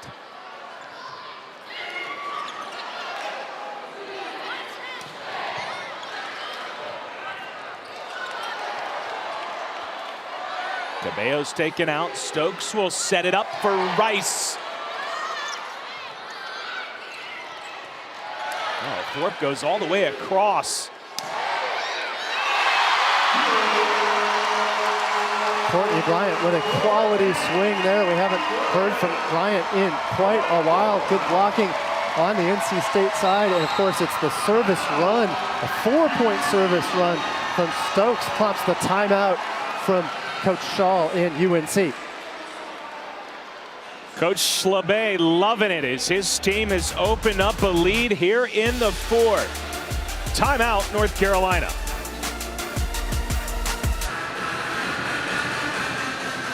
Here's a look at the last point. So Brian DeKill, keep an eye on Coach Schlabay in the background. Think he's fired up, Paul? Oh, he is absolutely loving it, and he's trying to prompt this crowd to say, hey, you got to recognize a big swing from Ava Broussard. Got to get up for that one. Also got to get up for closing a gap. They were down 10-7 just moments ago. He's really liking this run of NC State.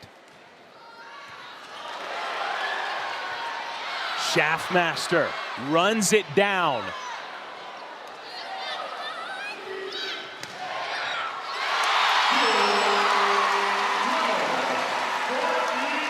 Good choice on the cut shot from Bryant. Now Bryant is all smiles. She knows she clipped the tape. Once you clip the tape, all bets are off. That ball was potentially going to roll out of bounds, but instead it falls just in. Give another one to NC State. And an ace that Sky Stokes will take. She's been the Wolfpack's best server both last year and this year.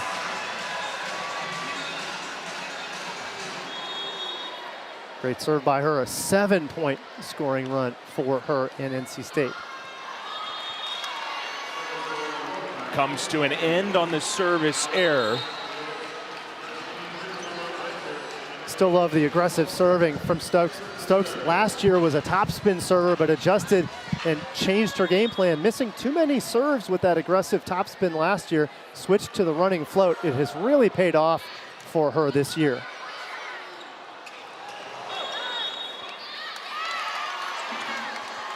So that's an illegal back row attack. Cabello was in the back court for that one. She put her knuckles on it when the ball was entirely above the plane of the net. She knew it as soon as the whistle was blown.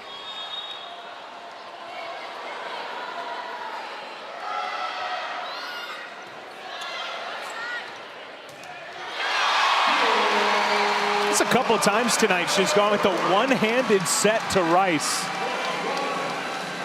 And this time the one-hander was about the only play she could make to keep that ball on her side. She does make the play, delivers a perfect ball to Rice. The block is late, Rice puts it down. It's alumni night here for NC State. They got a couple former setters in the building. Kristen McDaniel, Nina Sharpton. I think that's one that they would both appreciate. Oh, they are absolutely loving it. And they're loving the NC State play over a great rival in Carolina. And it wasn't looking all that great in set number one. Sets 2 and 3, though, handily on the side of NC State. NC State trying to close it out here in number 4. Some of the recent Wolfpack alums. Got alums dating all the way back to the program's founding, the mid-70s.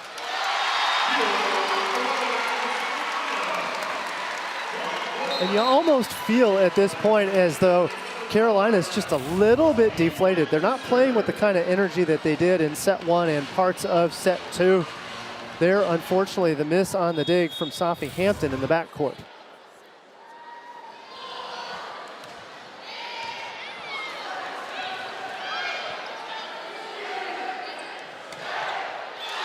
Broussard off the Carolina block again. I think it caught Heisert in the back row as well. Everything's starting to work for NC State. We talked a little bit about Rice needing some help from other attackers. Well, Ava Brazard now with 13 kills, 11 for Courtney Bryant. The help has been there, particularly since we wrapped up set number 1. Yeah. Yeah, that has really made all the difference, and really, again, shines a light on having options and passing at a level that they showed more than a glimpse or two of against Stanford especially, but it was not there against Cal. Big block for the Tar Heels to cut it to 1. And that was such a disappointing outing for them, right? That's part of this matchup coming in is, okay, both these teams are good, but one of them has won 8 straight. The other is coming off a loss in which they didn't really recognize themselves. Which NC State team would we see?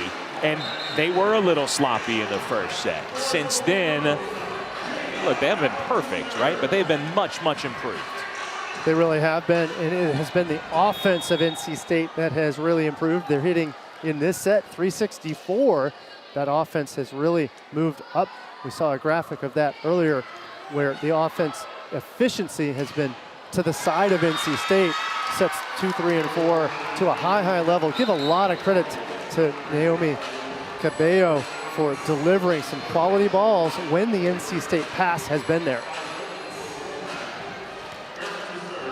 So you're saying hitting well in this set, but still, it's only a 1-point lead. Barrett serving for the Tar Heels.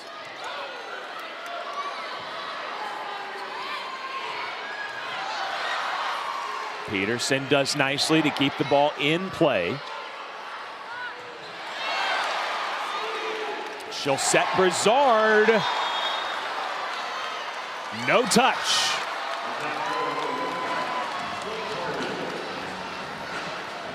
And Coach LeBay is going to debate whether or not to make that challenge. And he's coming to the table as you see that finger wobble of Alexis Engelbrecht. And Coach LeBay says, hey, that's 2, by the way, that have been missed on the floor. Coach LeBay now motioning up to the scoreboard that gives a good look of that block as well.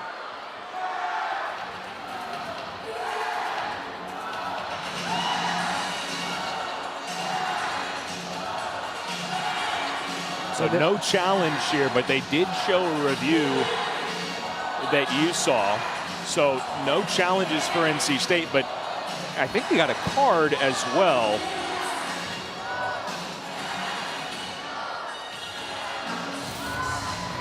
So just a timeout here for NC State. They are out of challenges, and yeah, you can see it catches Engelbrecht on the left index finger. And that's where it can get very frustrating if you're Coach LeBay, is that you're out of challenges and yet you can't get the right call to go their way. So deadlocked at 18, a key point in this ball game. Good timeout by Coach LeBay to collect and calm his troops. They had momentum midway through this set, but now it's really anybody's ball game. A great night for volleyball in this state. A great crowd on hand. 34-31. That is a program record for the Wolfpack. It has been awesome to watch this wonderful sport that we love so much grow over the years. And pretty special, setting a program record tonight. It really has been, and you look around, it's just an enjoyable environment. Everybody's loving it here on a Friday night. Yes, there's football tomorrow here at NC State, but today it's all about the volleyball as these fans have come in full force. We get a good look at them out in the crowd, absolutely pumped up. I don't blame them. NC State up 2-1. They would love to see NC State come out of here with the victory. Yeah, that was what I saw was the R2 asking for the card. Coach LeBay was officially shown the yellow card here just before play resuming on a crucial point at 18 apiece. Barrett backspins that dig. A swing for Schaffmaster, and Stokes answers.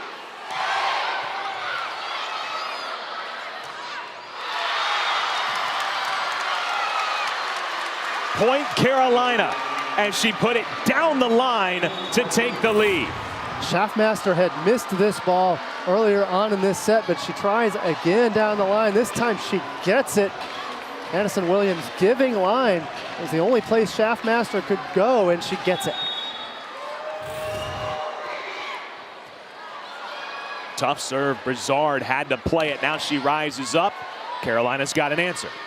Try the other side. This is Williams, and again, Barrett with the dig. Thorpe started this set so strongly. NC State has that one deflect off the video board and straight down.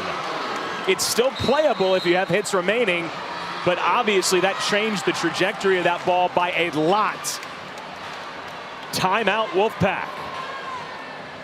Tough break. It was a point that could have gone NC State's way, but with no reviews available for Coach Slabay, there is no challenge available, so it was 18-18, could have been 19-17 in the advantage of NC State. Instead, with that missed call and then a couple of points for North Carolina. North Carolina looking to extend this to a fifth set. So NC State out of timeouts. Carolina one more if needed. Earlier tonight, the alumni recognized all the way from 77 to just last year. Still plenty of athleticism. And what a fun night it is. You saw, as you see, more alumni and fans sticking around here. Riley Shaw absolutely enjoying the ball game. As we get a look at her, a fantastic middle blocker for NC State in her day.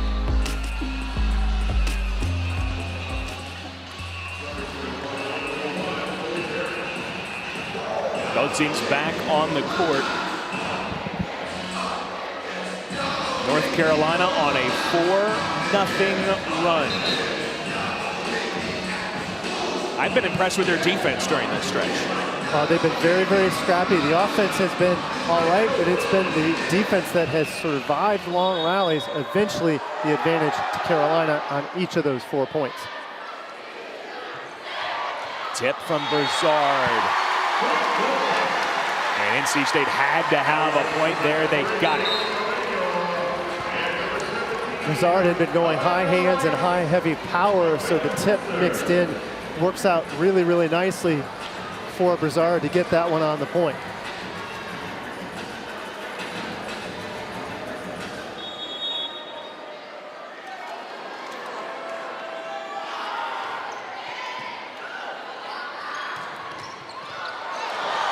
Still one hit left. That went off the bottom of the video board. This time they were ready for it.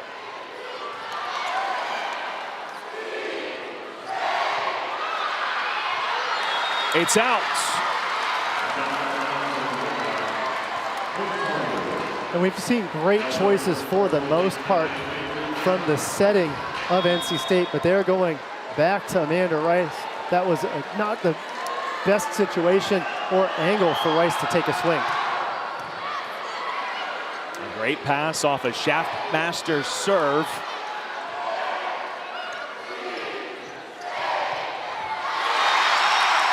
Needed the side out badly. And twice they've needed the side out. Where have they gone to? Brizard on the tip. Excellent work by Brizard not to go too deep on this tip. She has to go exceptionally shallow. So if she goes any further, Zoe Barrett can get to it and keep the rally going. She's up to 40 attacks tonight, and her workload has really increased as this match has gone along. To the middle they go. And Carolina with an answer, 22-20.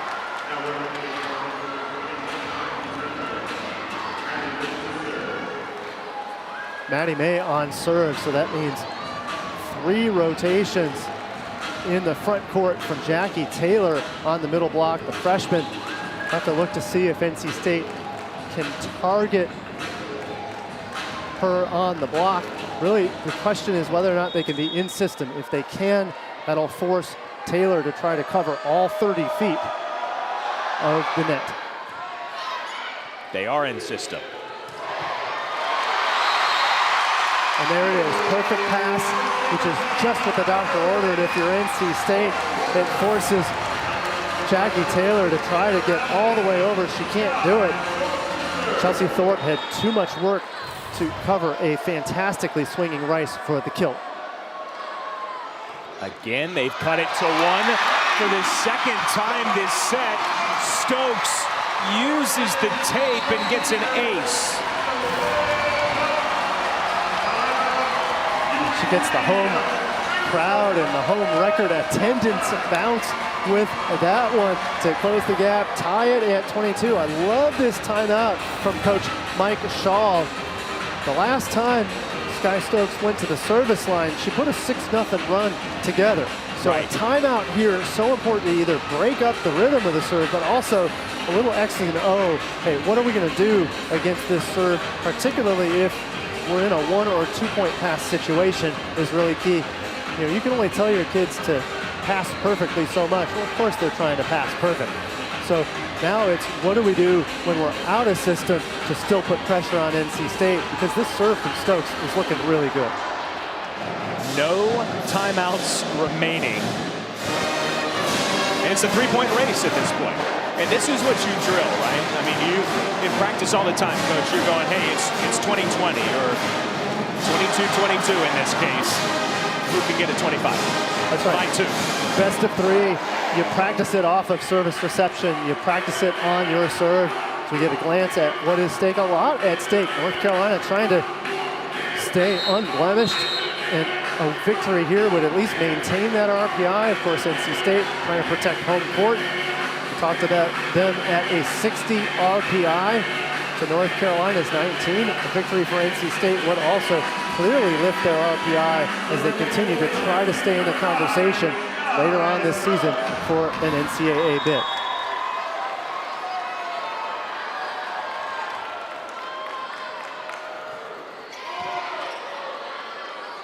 Carolina out of system. Hampton overshot it. Sydney Daniels took a deep breath when that ball was over her head when she was deciding not to play it. That ball started to drop. I think her heart started to sink too until that ball went out of bounds. Yeah, just a look of pure relief on her face.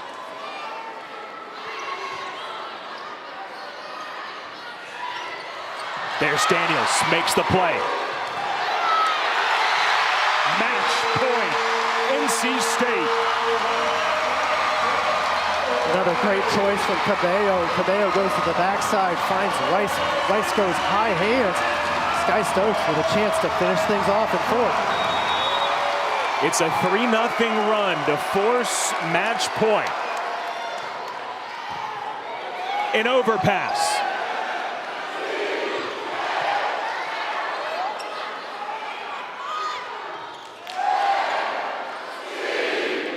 Bryant wins it for the Wolfpack.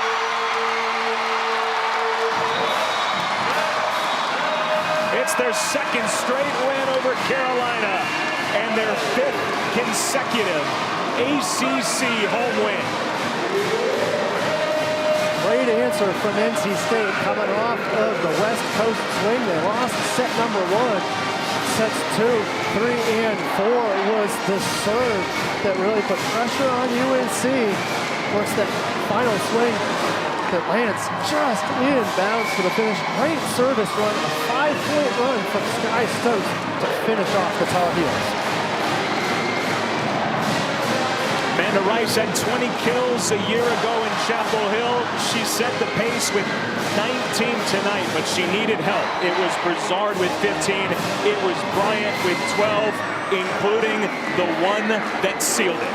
It sealed it, and Bryant finishes with the double-double, 12 kills, 12 digs.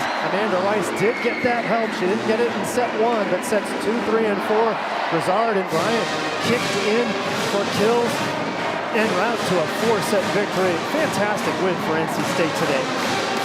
In front of a program record in attendance, NC State defeats North Carolina in 4. For our great crew here in Raleigh and my partner Paul McDonald, I'm Andrew Sanders saying good night. Enjoy your weekend, everybody. What a night in Raleigh. NC State takes in 4. It's been a presentation of ESPN.